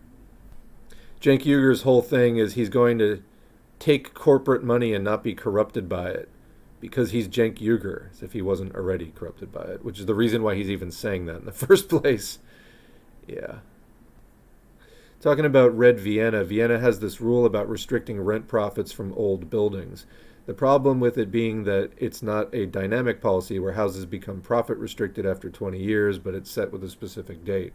And the number of housing rent restrictions applied to is decreasing more and more. Also, they stopped, or at least majorly decreased, building municipal housing long ago. Yeah, it's like, in the neoliberal era, they had to squeeze a lot harder to keep the profits coming. And we're still in that, and the capitalists are trying to just blow through and repeal any regulations and restrictions that they can that are getting in the way of profit. It's not going to save their system, though. So that's the thing about people who are sort of wedded to the idea of like Scandinavian democracy is no, that's still capitalism, and capitalism cannot last forever. It's going to have a fatal crisis, and we have to make a new system after that. And that system is socialism. Because why? Not just because of preference, because the overwhelming majority of the population is now proletarian. That's a product of capitalism. Prior to capitalism, there were proletarians, but wasn't the majority of the population. Capitalism proletarianizes a population, turns people into the proletariat, and proletarians have no interest in maintaining a system based on private property and capital, because the defining feature of a proletarian is you don't own any. We often use working class and proletariat interchangeably. Why is that? It's because the proletariat owning no capital has to sell, in a society based on the exchange of commodities, the only commodity that the proletariat, see, I just did it, the only commodity that the proletariat has to sell is basically their bodies, their labor power. And when I say bodies, your body includes your brain as well. So whether it's intellectual labor or whether it's physical labor, whatever, some combination of the two, you have to sell your labor power to a capitalist to get by. That process is typically called work. But even if you're unemployed, even if you're a student, if you are not a capital owner, you're still a proletarian because you might be getting by on handouts or welfare, donations, whatever, but you do not own the capital to make your way in bourgeois society. That's the point. So just to make that clear, like that's the fundamental defining point of a proletarian. I'm so glad to hear everyone say they know they should be doing better. I'm making a lot more than I used to. I learned to trade. It's not necessarily fun. As I've mentioned in the chat previously, I do pest control and multi-housing, but my page should be going a lot further than it does. What do you mean your page? Your pay should be going a lot further than it does. Of course, I have sympathy for the workers still in retail. I don't know how they're surviving if I, working in a trade, am struggling. Yeah, I hear you. I wish that wasn't what everyone was saying.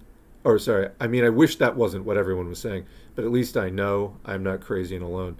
Yeah, absolutely. That's why it's good to kind of, I think, come and just have these talks, and why I like to facilitate them is this is the system. It's not you. You know, for as much as the capitalists are like personal responsibility, what personal responsibility is meaningful when pay is low and rent on average is $2,000 a month? So yeah, you know, when you don't have economic rights, it's just not, there's not really a hell of a lot you can do under personal responsibility, because this system has a certain amount of slots for workers and a certain amount of slots for capitalists. It's just the majority of people are always going to be proletarian. And people need to accept that and fight for proletarian interests rather than going into this kind of denialism, escapism, I'm going to be rich someday, petty bourgeois mentality. You need to shed that and just embrace the fact you're poor, you're a proletarian. Fight for that rather than fighting for getting some leg up in this collapsing system. You know, you're turning your back on other people like you. It's not good. And, you know, it might be a shock to you at first, but it's going to help you long term to just accept reality and fight for your real interests. The Sino-Soviet split was a necessary demarcation on the part of China from revisionism taking hold in the USSR. That's how I see it, at least. Yeah, although they wound up being just as bad, maybe even worse, in the late 70s.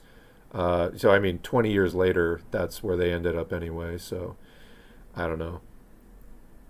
I mean, I'm not arguing the basic point. I'm just saying, like, it didn't get them that far. Do I have any advice on maintaining optimism, good mental health while existing in a Marxist position today? I don't know. You know, I was actually just answering a couple of questions on Socialism 101 on Reddit, and that was like kind of one of the questions. It was talking specifically about ecological bad news and like impending environmental collapse. The way I look at it is this. This is kind of the peace that I've made with the situation. If we have a future as a species, it is under socialism, not capitalism. Capitalism has unleashed massive productive forces, which have created a lot of wonderful things, like really just fascinating, you know, mass-produced clothing, food, electronics, like hot running water, and this has made it to even some of the furthest reaches of the planet now. There's still some places that are badly underdeveloped, but there's a lot of modern conveniences that I think universally, you know, I mean, there's a certain point at which the internet starts becoming oppressive to people, and like US life in particular, with just sort of the jamming of this constantly updating culture down everybody's throats, like that gets stressful and oppressive. But like over 19th century living, you know, a lot of features of 20th century living were true convenience, you know, time-saving things. The problem is capitalism has also brought us to the point of a lot of crises: pollution, climate change, disease epidemics like COVID, mass extinction of species. So capitalism is very good at making a lot of stuff. It's very, very bad at solving all of the unintended consequences and side effects of that production, because it just externalizes the problem onto the community or onto some you know, scapegoated and marginalized community. So you get things like environmental racism, for example, where, you know, oh, well, we have to put this toxic waste somewhere. Let's just put it in the, you know, like black community or whatever the local sort of marginalized other ethnicity is in the U.S., for example, although it's not just in the U.S. Anyway, my point is capitalism is really good at making stuff, very bad at any sort of long-term holistic planning that incorporates the fact that you can't just externalize the problems forever. So it's brought us to the brink of a lot of problems that it can't solve. I mean, if it could solve climate crisis, it would solve it. It's in its interest to do so. If it could solve mass extinction, it would solve it. But it can't. And the fact that it hasn't means it can't, because it talks about doing it. And so the best it can do is try to make money off of it and to preserve itself. but that's not really going to preserve it long term. It does preserve it short term, but it will not preserve it long term because it's undercutting the basis of human and other life. I mean, the basis of human life is other life, plants and animals. We have to live in this ecosystem, and the technology that we're using, all the industrial production, it's tainting the environment in a way that doesn't get factored into short-term corporate profit reports and planning, really. Maybe in like some nominal way sometimes, but it's primarily short-term focused, profit-driven thinking. So capitalism can do a lot of neat things, but it cannot solve long-term problems. If there's a future for humanity, it's not under capitalism then. So I think it's also possible, and it's why I do what I do here, that humanity can overcome capitalism and survive and outlive capitalism by ending it and replacing it with something that's actually driven by the proletarian overwhelming majority of the planet. I think it's also possible, though, that the collective intelligence of humanity, and I don't just mean in some abstract, book-smart way, I mean the emotional, political intelligence of humanity that corresponds to all of the different tasks involved in organizing to end capitalism. I think it's possible we don't have it in us. In other words, that the human species was smart enough to make a lot of technology that, because remember, who's making the technology? It's not like the average person necessarily. There are certain people who tend to stand out and make huge contributions to whatever scientific field. And then these technologies get introduced and used by people who don't really understand how, do you really understand how a telephone works, or like how the circuit board even carries the current that, makes your computer possible or your phone or whatever? No, absolutely not.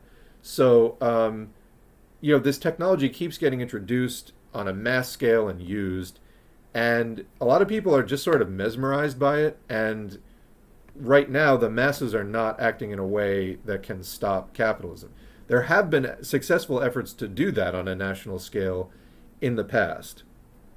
We're not seeing it as much right now, and we really need to see that reemerge. I do see that consciousness reemerging to a certain extent. Whether it will be enough in time is an open question and remains to be seen. I hope that it does, but I've also kind of just come to terms with the fact that it's possible that we were smart enough to make a lot of problems for ourselves and not smart enough to solve them.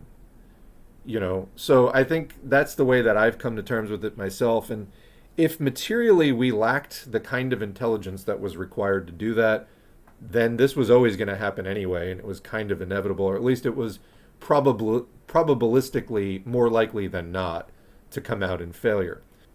It remains to be seen, though, like I said, and I don't know which way it's, and like I said, I do what I do in the hopes that radical consciousness spreads and people do act appropriately to stop the system, which is, that's a simple phrase, stop the system, but there's many difficult, emotionally painful steps of just first mentally disengaging with and divesting from the values that have been socialized into you by the system. There's re-education, and this is years worth of painful work of making all these horrific discoveries of like how the system actually works and why it's necessary to to end it, and then learning about what are the actually effective ways to end it. I think those of us who get this and can actually point other people in a positive direction and save a lot of time, we need to do everything that we can, which is why I'm doing what I'm doing here. I think it's also possible that it won't be enough, that humanity just is too collectively stupid. And I really mean that just as far as the average intelligence of the species. It's possible that people, just won't get it, and that capitalism ends up, causing a mass die-off of some kind that, will sort of plunge the human species back into some other complete sidetrack in terms of our historical development. So I don't know. I do what I do in case we have what it takes, but I've also just come to terms with the fact that we may not have what it takes, and you and I talking through this stream right now just may happen to be alive during the time where the shit hits the fan, and we may happen to be alive to see it, because there's a lot of projections that, climate catastrophe, if something isn't done about it, is within our lifetimes going to cause massive, it's already causing big problems, but like disruptive effects that there's just absolutely no way to even mitigate to a substantial extent. Or just other things that within our lifetimes, within the next 40 or 50 years, say, that there's going to be major repercussions of this, which just now are becoming seen. I hope that people, can take the steps required to end the system, but it's also like, I've also seen great capacity in humans to do incredible mental gymnastics and willful ignorance. And I think it's possible that our psychological vulnerabilities may not support us reaching a higher stage beyond this. I think that the fight to end capitalism is going to be a struggle that is going to pretty much put everything humanity has to the test. The capitalists on the one side are going to be using every piece of deception and manipulation that they can possibly come up with, every kind of fucking mass mind control and everything else that they put on the line, violence.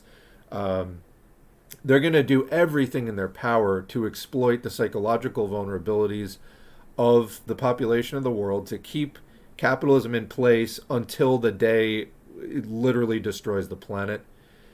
And they will be fighting, many of them, tooth and nail against that. There will be some defectors and some class traders that will peel away from that effort. But there will also be diehards that just are like, capitalism or bust, better dead than red, and like really will believe it. And they won't really stop until like maybe the last second, and maybe not even after, until it's absolutely too late.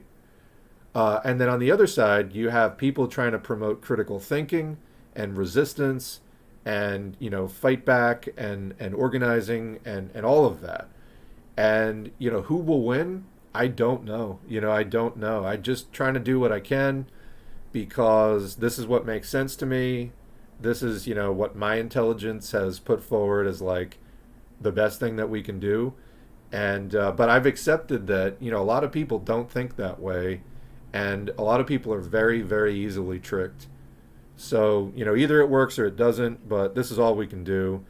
And it'd be a real shame to see humanity destroy itself because it was unable to overcome the sort of, capitalist sorcery and like, efforts to keep people under subjugation.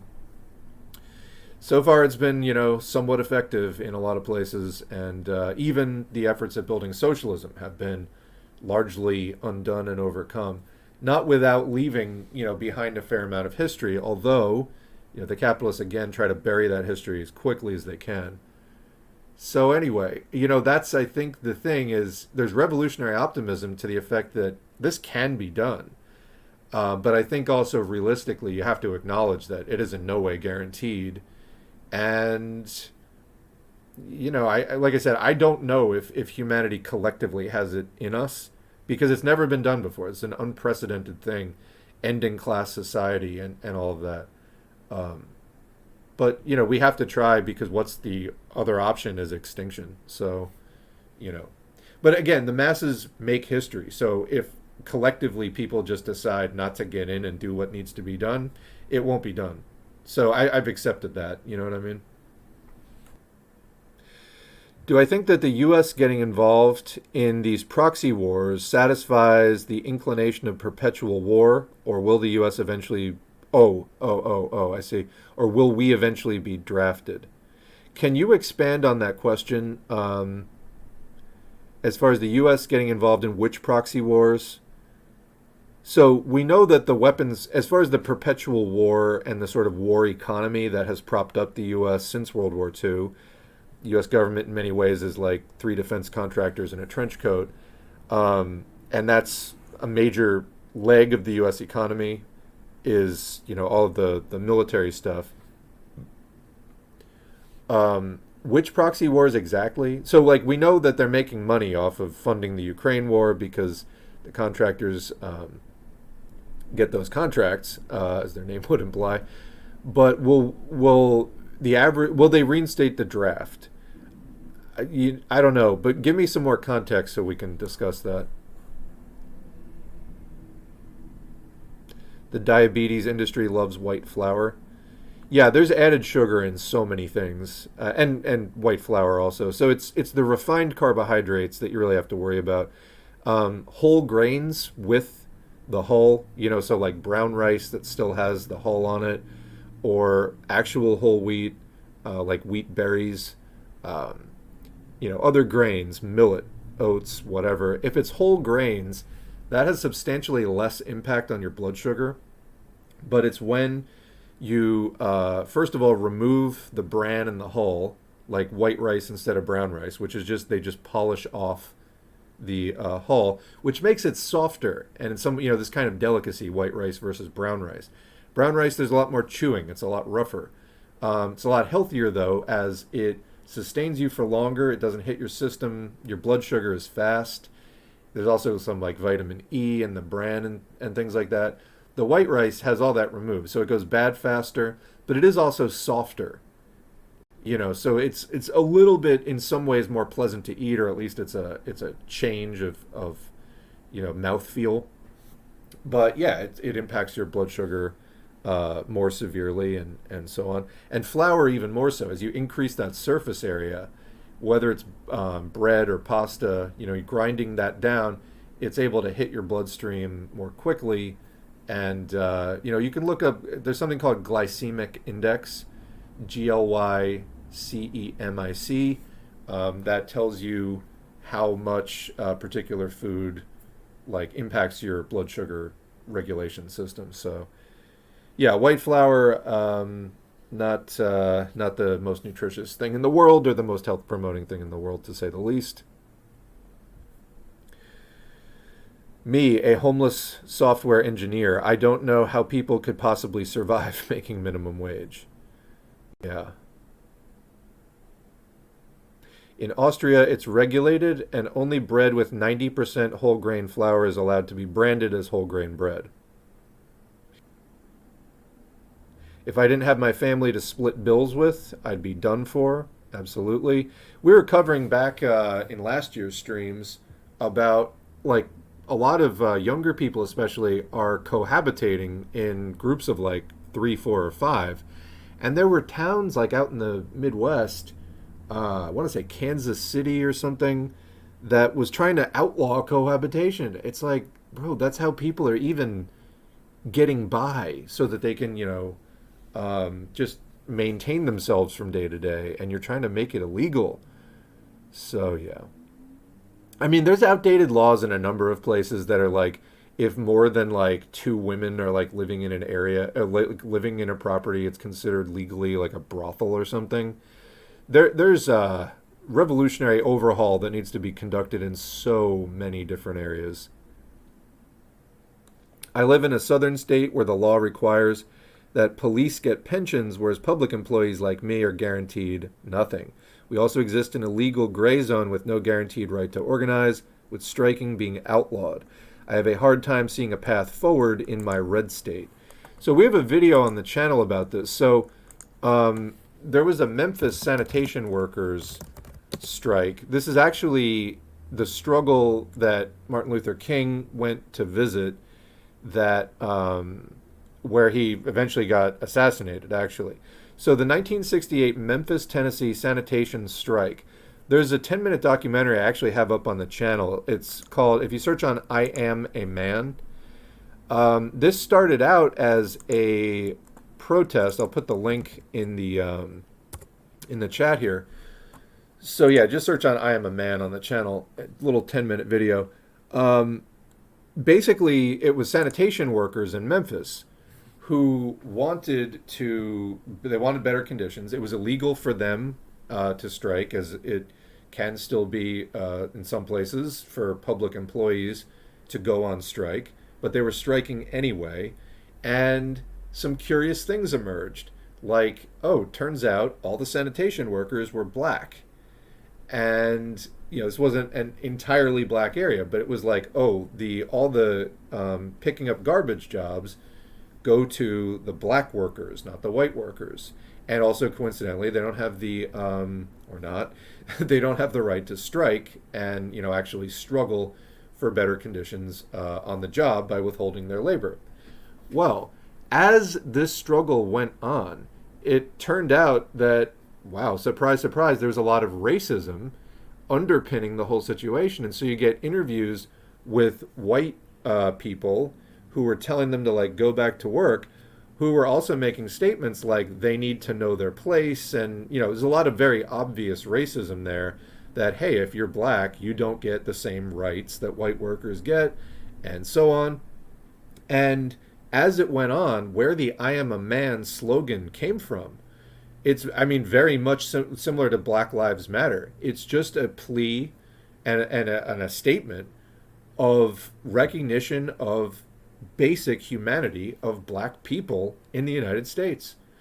As a white person, you don't necessarily have to fight for your basic humanity to be recognized. But they were finding in the course of that strike, they did have to say, I'm a man, I'm a human being, I'm a person. And this is the racism that bubbled to the surface, which was helping to keep these workers down in a situation where they didn't have the right to strike and other things. Yeah, it turns out racism was a huge part of the ideology which upheld that system. And so what started out as just a strike for better conditions for the sanitation workers turned into an anti-racist struggle of just asserting the humanity of the black workers involved. So, this is if there was more intense struggle going.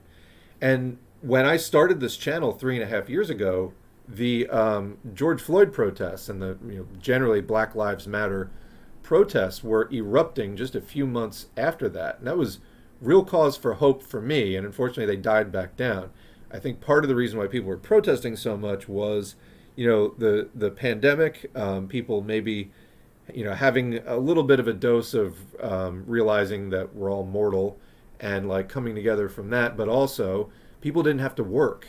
The people were staying home that May and June. And so they were able to go to huge protests. Turns out people actually would like to tear this country limb from limb. They're just too busy working to do it most days. Interesting. So that was one thing we learned. But yeah, it was hugely inspiring to see, the Black Lives Matter protests spread all across the country. It's still a major thread that keeps the U.S. working class down and needs to be dismantled and will be as the struggle gets intensified. That's why these sort of class reductionist idiots, just complete asshats, you think you can undo capitalism in the United States without addressing racism and sexism and homophobia. You just can't. These are interrelated struggles. So anyway, I'm not sure what this is in reference to, but somebody said kind of reminds me of some of the stuff Terence McKenna talks about. So actually recently, I'm familiar. Terence McKenna, for people who don't know, is kind of this like crank who was into, I happen to think that there is big potential in psychedelics in like therapeutic applications. I'm happy to see the increased research being done. There are some places in the U.S. that have decriminalized psilocybin mushrooms, for example. And people have to understand when things are Schedule 1 drugs, it's very hard to do research on them. It's because you have to get a very special permit. Basically, Schedule 1 means high potential for abuse, zero therapeutic applications. So, if something gets branded with that, it's very hard to do research on it, but that is definitely not the case with psychedelics. And there's organizations like maps.org, I think is their address, doing and publishing research and popularizing research on psychedelics, which can help people to reset their head after trauma and things like that, which trauma can really sap quality of life for years after an event.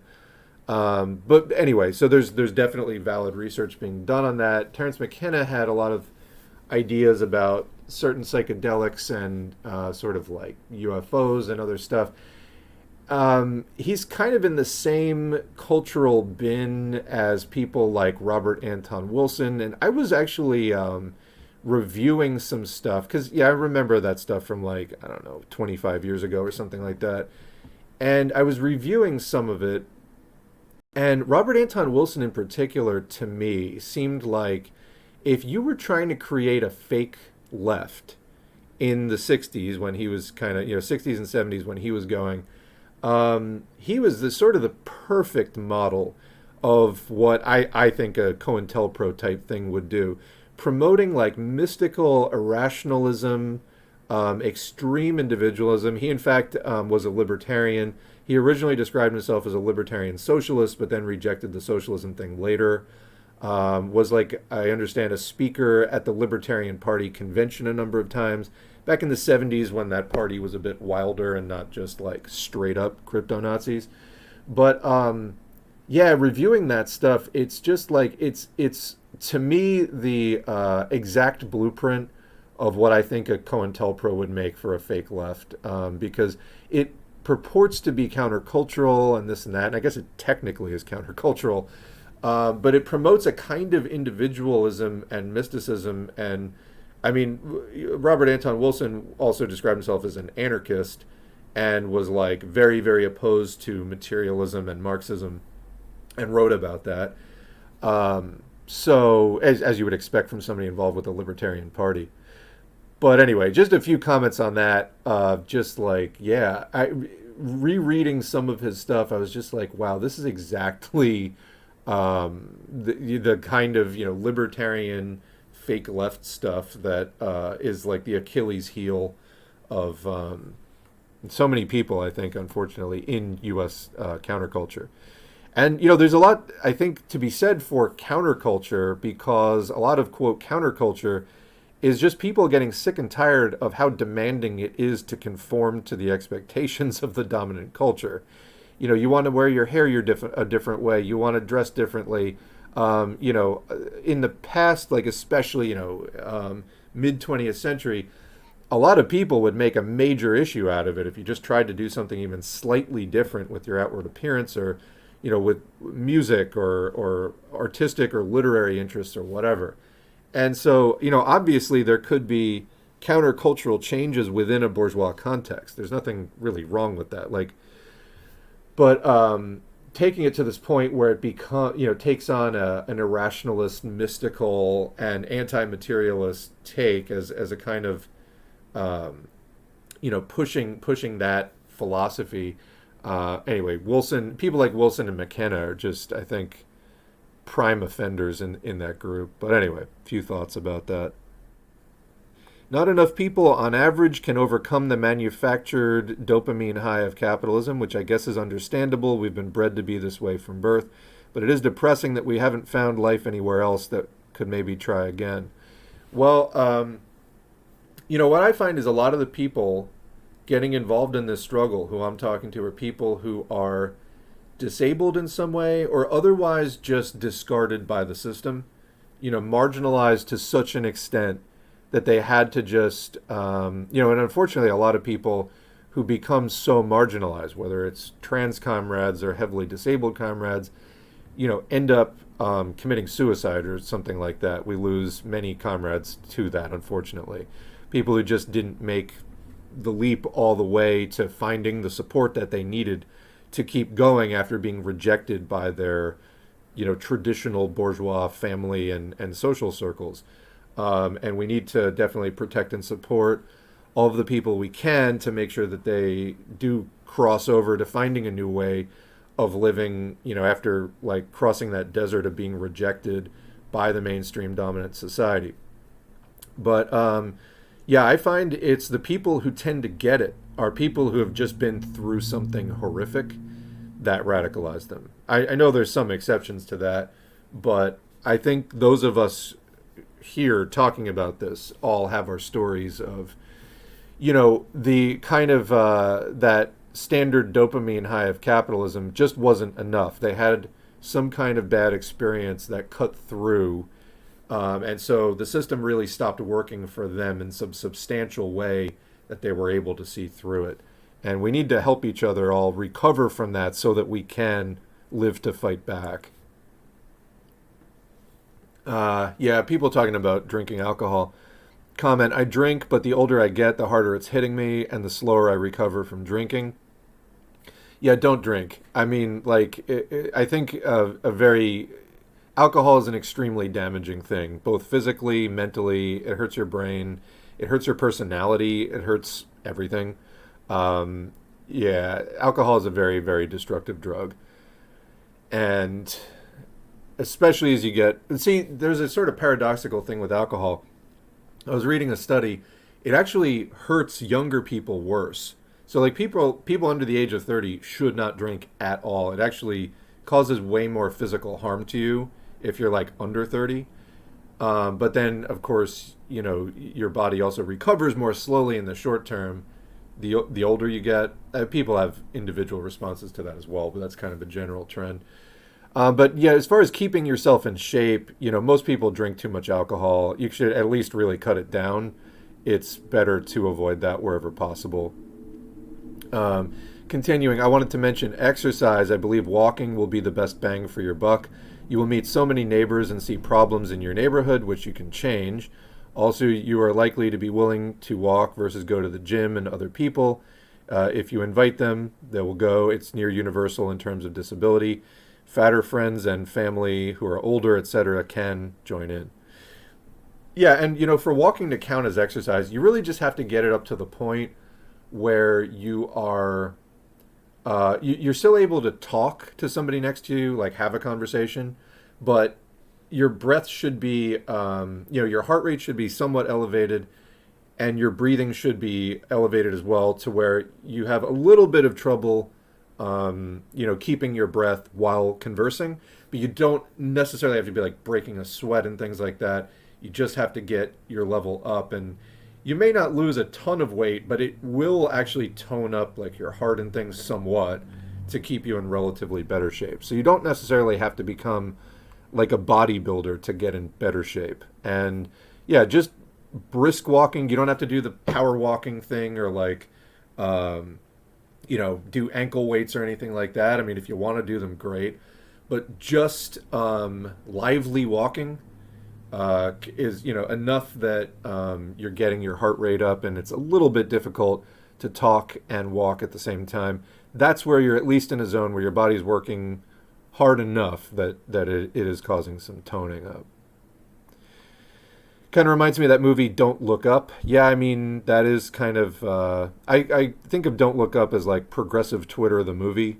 There's a lot of kind of very cynical. I think that movie accentuates the cynical. There's no revolutionary optimism in it because it doesn't have a revolutionary outlook. But that said, I mean, it's not wholly wrong that there's a lot of very gross stuff going on and a lot of mental gymnastics. So yeah. In my opinion, as Marxists, we shouldn't preach that revolution may never happen, even if there is a low statistical probability. From a strategic perspective, revolutionary optimism is critical. Then there was an immediate reply to that: I disagree. Making it clear that change doesn't come by itself and that capitalism is an existential threat is very important. If you don't put in the work to change the system, it won't change.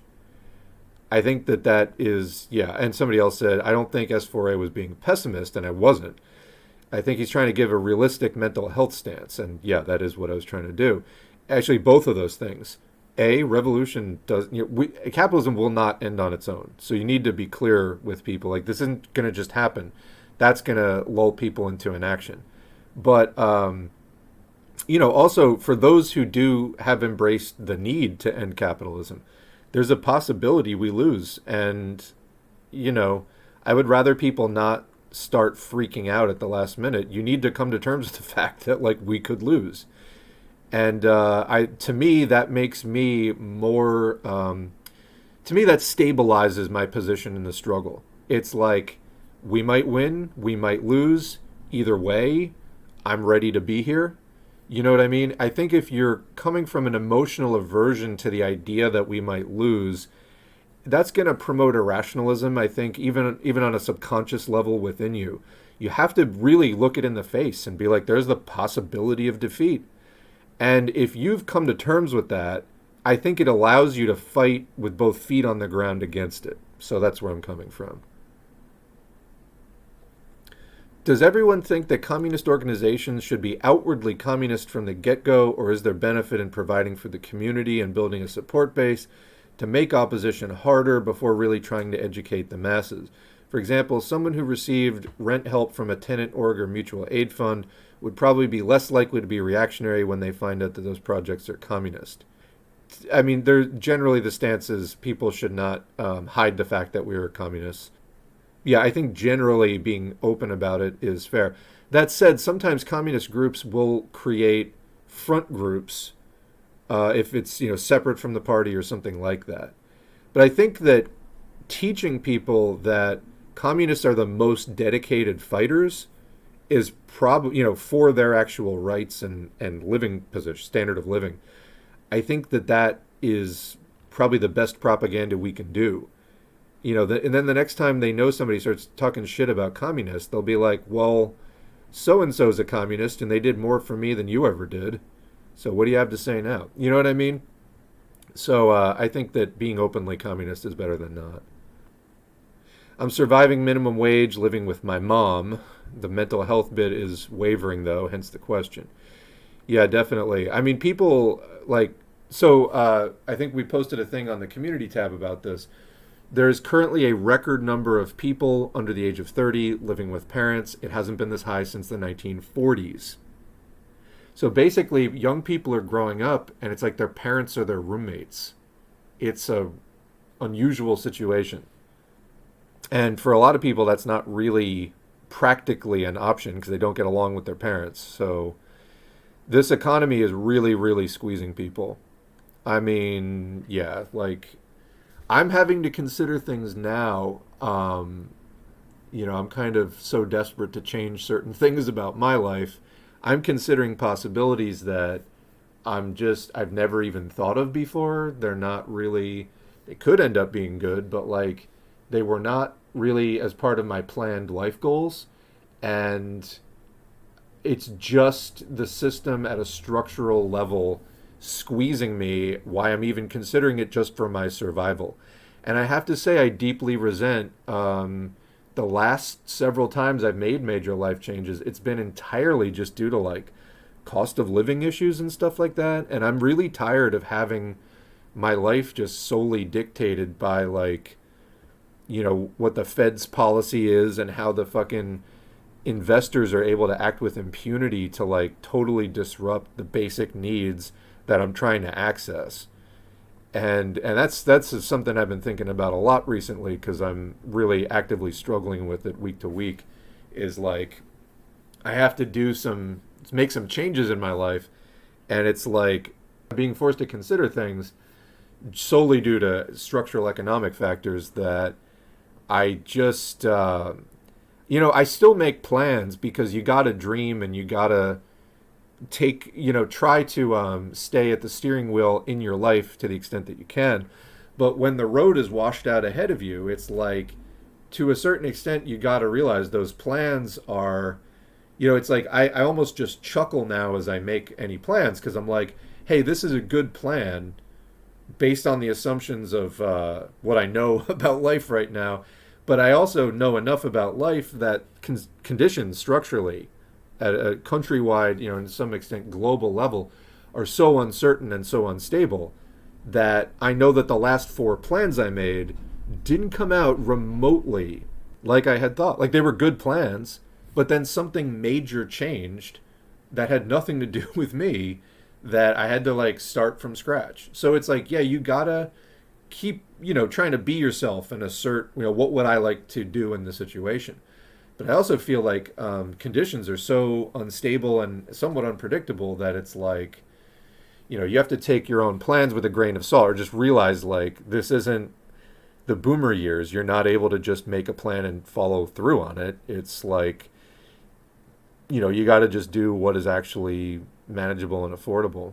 I can confirm that in my area, pretty much everyone my age is having to live with a group to afford shelter and split bills 4 ways. Yeah, these are just not conditions you can live on your own with.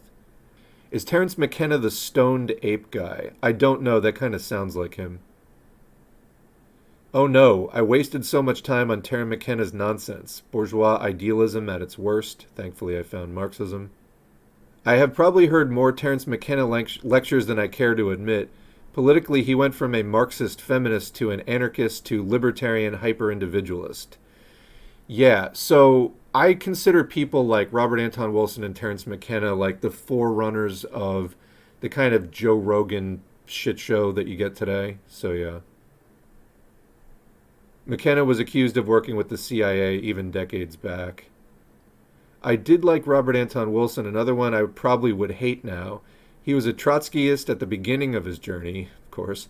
It was perfect because it wraps up smart people in a bunch of metaphysical nonsense. Yeah, absolutely. So the thing I was rereading specifically was Cosmic Trigger, which was an influential book of his that kind of put him on the map. And there's a lot of promotion of just sort of, yeah, hyper individualism is probably the best way to put it. Yeah. People still do. As a long hair, I get told to cut my hair all the time. It's fucking hair. Can people just leave it alone? It's not hurting you. You know what I mean? Just, yeah. You're not alone. Yeah. So you're saying that means more to me, making me feel less isolated than words do justice. Well, good, because you're really not. I mean, and this is the thing: the culture makes you think you're alone, and people really, really are not alone. There was some book I think written about the internet called "Alone Together," and that's I think the feeling that a lot of people have now is that no meaningful connection, but you are together with other people. You're just not interacting in a meaningful way. Trying to break through some of that here. And again, finding a good organization, I think, is one that helps break through that as well. Alienation is a huge, huge factor. I'd like to do more work on that on the channel. We have some other stuff to get through, but I think it's an important thing for people to understand. There was an early Soviet psychologist, Vygotsky, that did some really good work. I'd like to do a Vygotsky series at some point. Yeah, alcohol is literally just poison, period. Yeah. The best effect from walking won't be the composition of your body. It will improve mood immensely, in my opinion, especially if you're going from zero exercise to just doing walks. I mean, again, if you get your heart rate up even moderately for, like 25, 30 minutes, like several times a week, it will help tone up your body somewhat. And yes, it will also improve your mood. Humans naturally are not, we don't just sit around all day. Like, people walk a lot, in our hunter-gatherer evolutionary past, which we're still basically geared for. So that's a pretty natural thing. But, walking, running, biking, swimming, whatever you can do, it's good. And yes, your body will be happier. It will improve your mood when you're active. It's really concerning, actually, to your body when you're just sitting around all day because evolutionarily, that means you're not really getting your needs met. Like, if you don't go and do, look for the food and do whatever else you're doing, that's not like a great sign to your mind. Your body likes to move. Anyway, yeah, it helps to go and move around. And especially, we're going into fall now and winter. Even getting out, even during the midwinter, if you can go out around noon when the sun is like strongest and just get some of that sun on you, even for like a half an hour, it will help you get through the winter immensely. I hate cars. I haven't been able to participate in this conversation because of the stupid fucking car. I'm sure everyone else is texting on the road, though.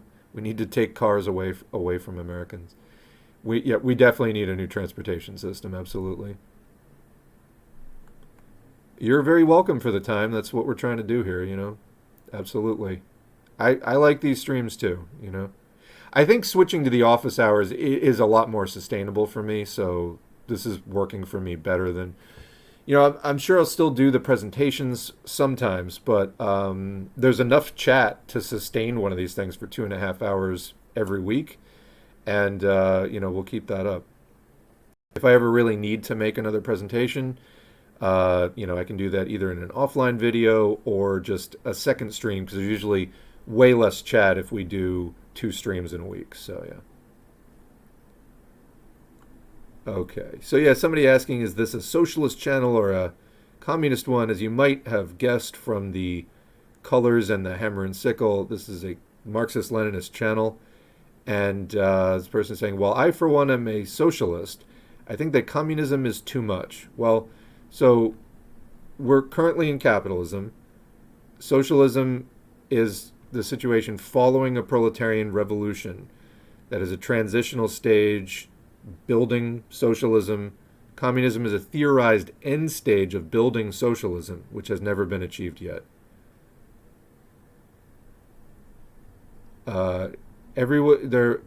Everywhere are people who want to get the best and the most money out of the system. Well, communism is a moneyless system, so I don't know. This is always that point in the chat where we get a couple of people. Oh, okay. Somebody thinks Germany is socialist.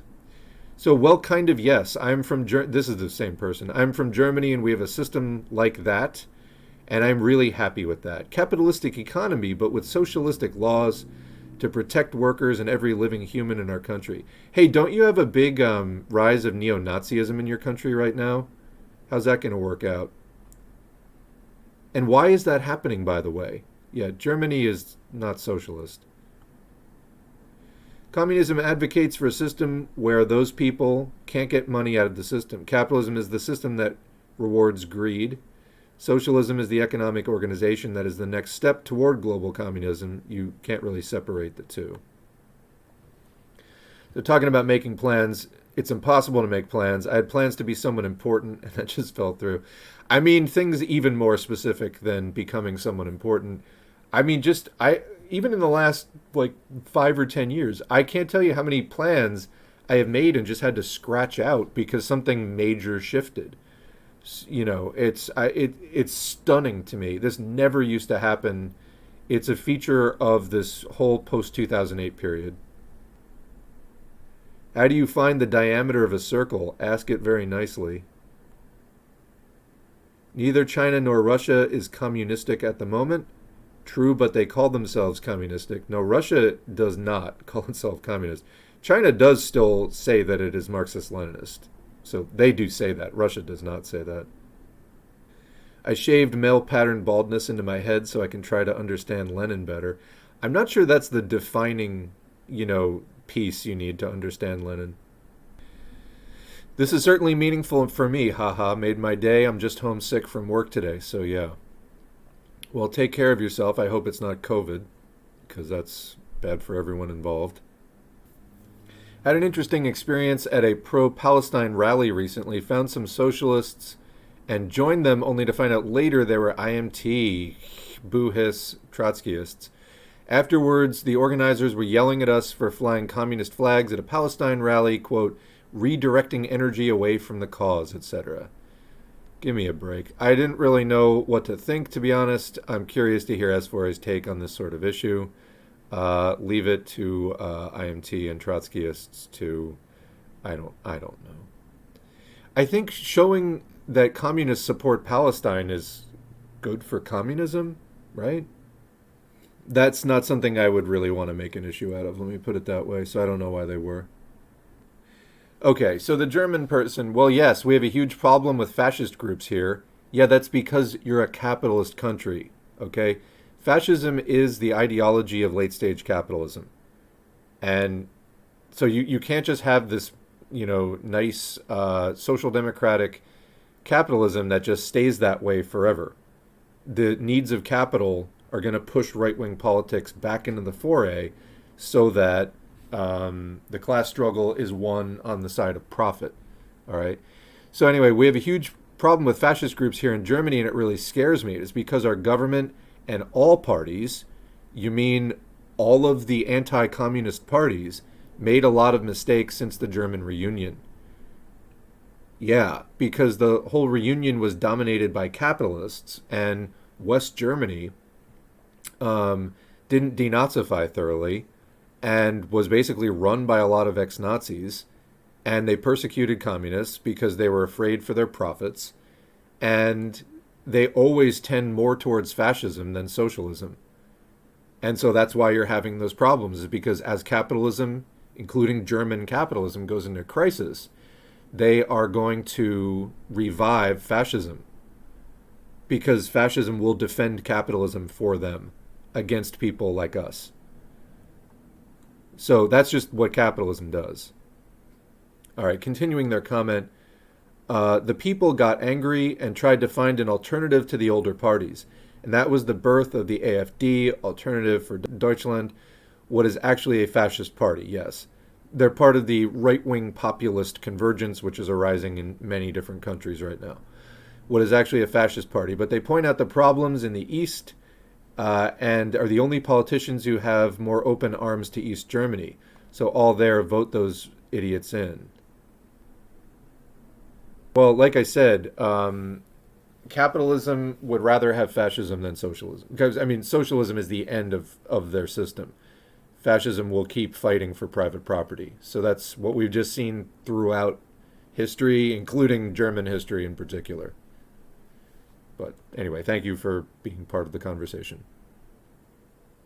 I use a lot of psychedelics. It kind of splits people, I feel. If they aren't already exposed to materialist thinking, they become some kind of weird religious thing where they ascribe personalities or wills to molecules. I think this is kind of a defect in human thinking in general, is that things that are hard for us to understand, we start thinking magically about. And I think it's because we're not that smart. You know, we tend to think we are pretty smart as a species. We've invented language. We have the technology that we have. We've made some very impressive feats of chemistry and physics and so on. But as for the average human psychology and our susceptibility to magical thinking and other psychological and emotional vulnerabilities, there is a lot of stuff that is really, really hard for us to think about. You do need to be trained in formal logic and material thinking, scientific thinking. Otherwise, it's extremely easy for people to fall prey to all kinds of like religious type illusions or magical illusions. Yeah. And especially if you're augmenting your perception into altered states of consciousness like psychedelics, things get even, it can bring your attention to things that you've never considered before, and you can make all kinds of weird, fallacious errors, so yeah. I 100% wouldn't have survived my depression without psychedelics, and since coming down from that era of my life, Marxism-Leninism has been the reinvigorating force to my optimism about life in general. Definitely needed some kind of left materialist view on the world after going so far into that anarchism or individualism. I don't know if that makes sense. Makes sense to me because, we're not so dissimilar. So yeah, I know exactly what you're talking about. Now I do know people that didn't really make the trip back, but yeah, for me, that's helpful too. And yeah, I mean, I think I share a similar trajectory. People have heard maybe of the guy Bill W. that is like the founder of Alcoholics Anonymous. He in the 50s became critical of AA because he found that LSD was, he thought, a better cure for alcoholism. And that's what I'm talking about, where psychedelics have therapeutic treatment potential, of actually like curing people of a need to drink and things like that. So yeah, I think there's a lot of potential there that still needs to be explored. But it is dose, set, and setting. That is really key. I have an ounce of shrooms. I've been sitting on them, and I'm afraid to do them. I haven't done them since high school, and I'm in my 30s now, and I feel just too old for this. Interesting. Are you afraid of what you will find out about what you really think about the life you're living? Because that's the fear I would guess you're experiencing, at least subconsciously, is you're going to bring back that maybe fresh perception of yourself in your life. I mean, you do what you actually feel comfortable with, but if you can find the support for it, that's not necessarily a bad thing to confront. You know what I mean? Like, yeah, you're not a teenager anymore. You're in your 30s, but like, I don't know, maybe it's time to check back in with that part of yourself. I mean, again, you do you. It is what it is. I'm just saying that fear alone is not necessarily cause for holding back in terms of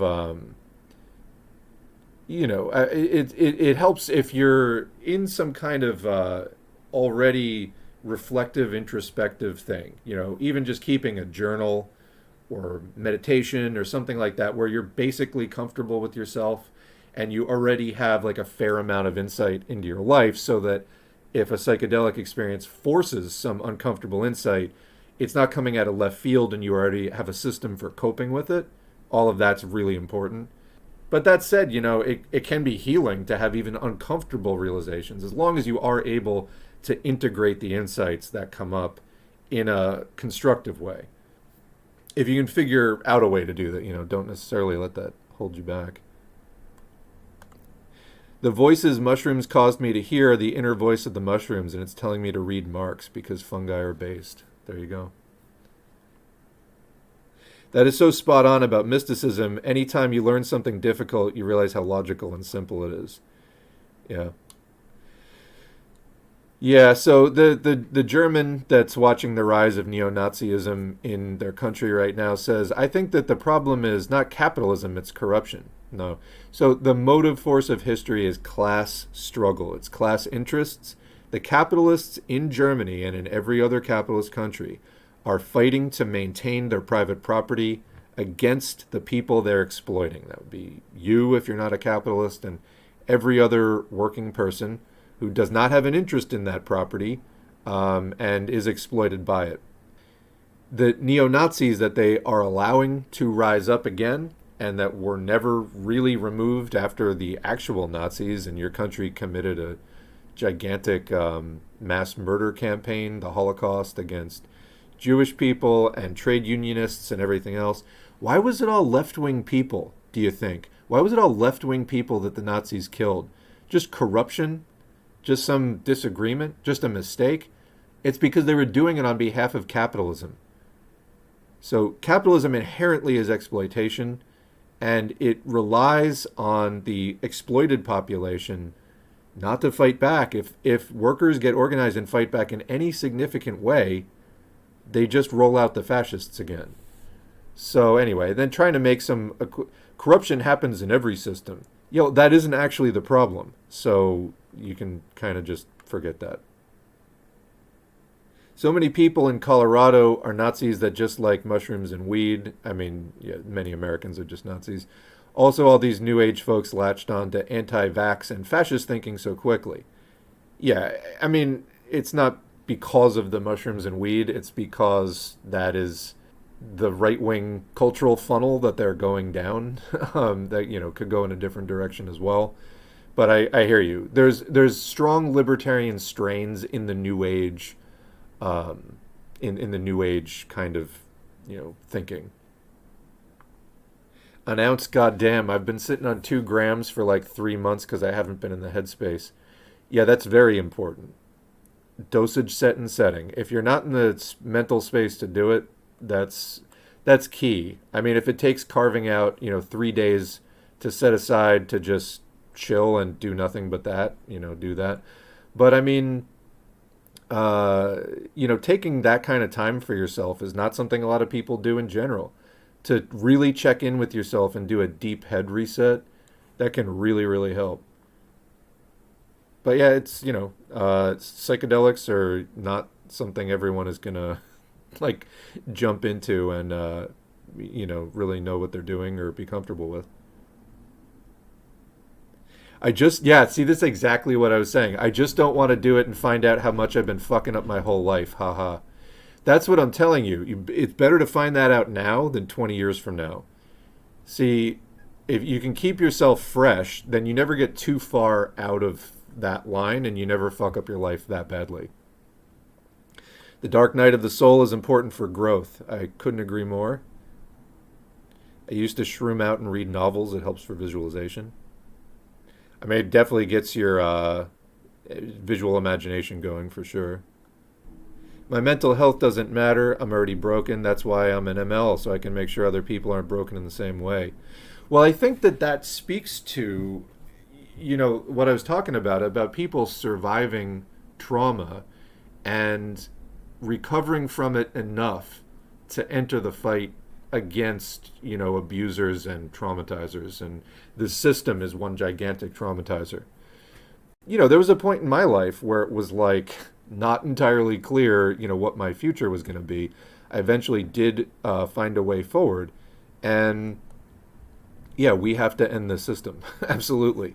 Nothing could be clearer to me. But, even though, a lot of us got radicalized through something traumatic, there are ways back, and there's more in the mental health world now about healing from trauma than there ever was. It doesn't make you forget the trauma or the negative impact it had on your life, but it does let you come back together enough to, like, feel like a person again and actually go out there and set new goals now that you know how bad life can get, how off track it can get. Trauma can really devastate people. But we're learning more and more about how to recover from it. So I think this is going to be key, actually, in the fight against this horrific stage of the economic system that we're in.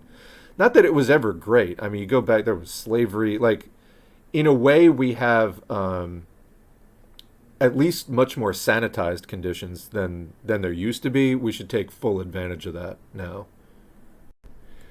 I take mushrooms twice a year. They did some real magic when I had acute panic attacks, depression, and other things. I was going through that years ago. They played a role in my recovery from opiate addiction. Prior to that, there were many relapses. After the mushrooms came in, no more relapses.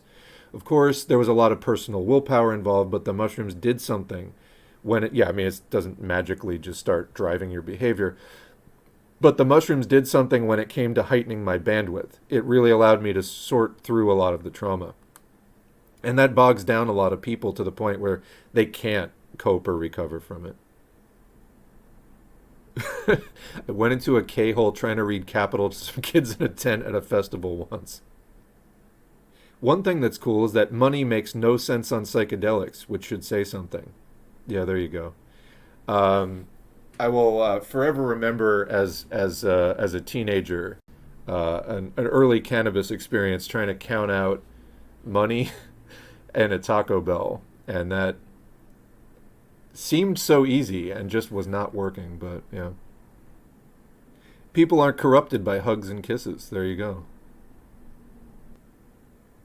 You don't have a problem with right-wing ideology. So Nazis are right-wing ideology, right? I'm not even reading the rest of your comment.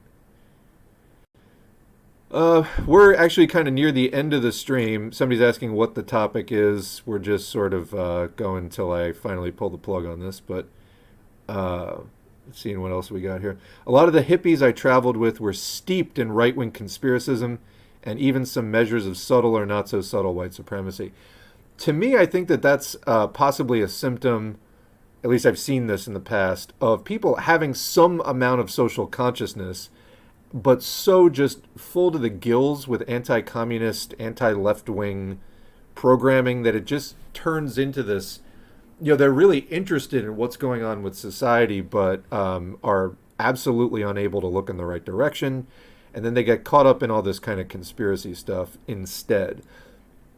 As we've discussed before, capitalism can be viewed as a kind of conspiracy in that it is a small group of people relative to the overall population, the 1%, acting in their class interests to do all kinds of nefarious things to the majority of the population. Exploitation, oppression, war, genocide, all the other things that the capitalists do. But it's not conspiracy in the sense that right-wingers promote it, in the sense of like, oh, the system is fine. It's just, whatever scapegoated group is just fucking it up. That's, but yeah, you need historical materialism. I saw a screenshot of a Reddit post that said, "Will DMT turn me into a leftist?" with a caption below it. I think another thing about this is it's like on a personal level, sometimes to the extent that they do promote or facilitate psychological healing. Psychedelics can make people, again, dosage set and setting are key, but can make people into better, more psychologically well or healed people. It doesn't automatically give you social consciousness, though. So, to the extent that, like those hippies that were all steeped in conspiracism, to the extent that society wasn't really real for them, and they weren't taking it seriously, maybe it's that lack of real grounded critical thought, like the people I'm talking about in all these conspiracies are actually real people just like me. There's a lot of kind of solipsism of just like being this sort of you think you're the only real person in the world kind of thing. I think that is a symptom of the individuality of people who haven't really gotten over the hyper individualism and are still thinking that way. And then society looks like this boggling, perplexing, mind-bending puzzle that they really struggle to come to terms with and come up with all these kind of abstracted conspiratorial type theories. Whereas it's like, it's like the anti-LGBTQ theories. It's like, do you even know a gay person? Do you even know a trans person?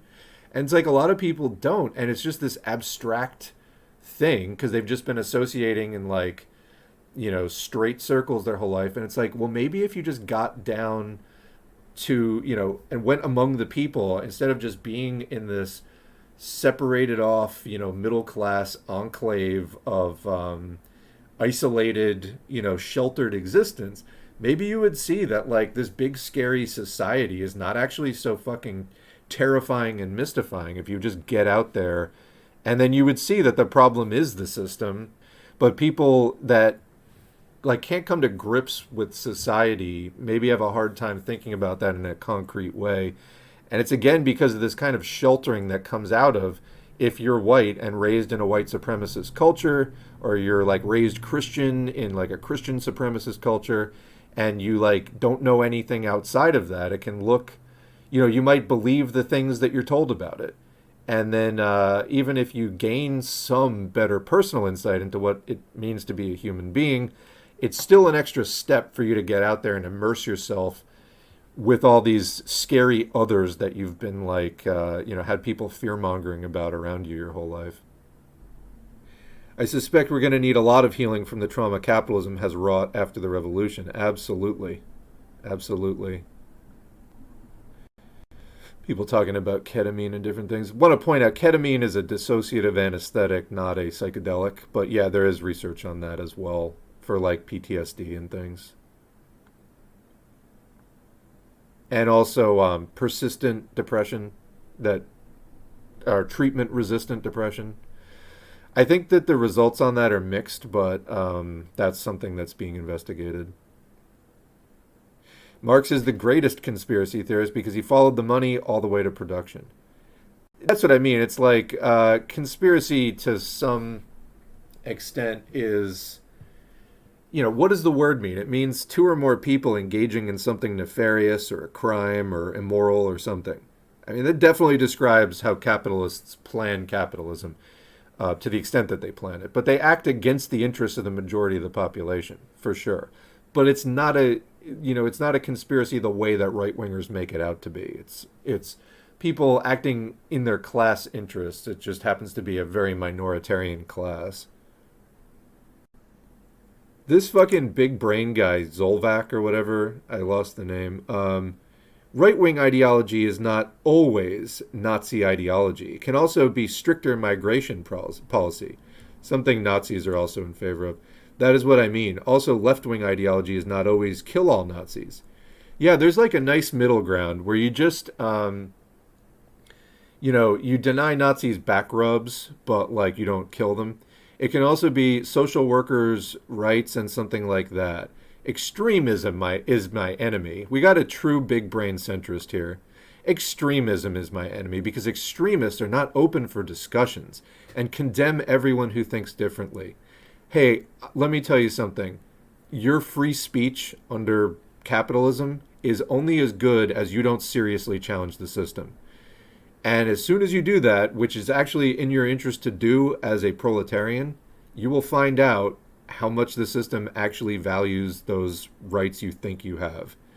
I don't even know where to begin with this, but yeah. Can you post this on YouTube? Yeah, we do post the streams afterwards. It says, somebody said ketamine is a psychedelic in some doses.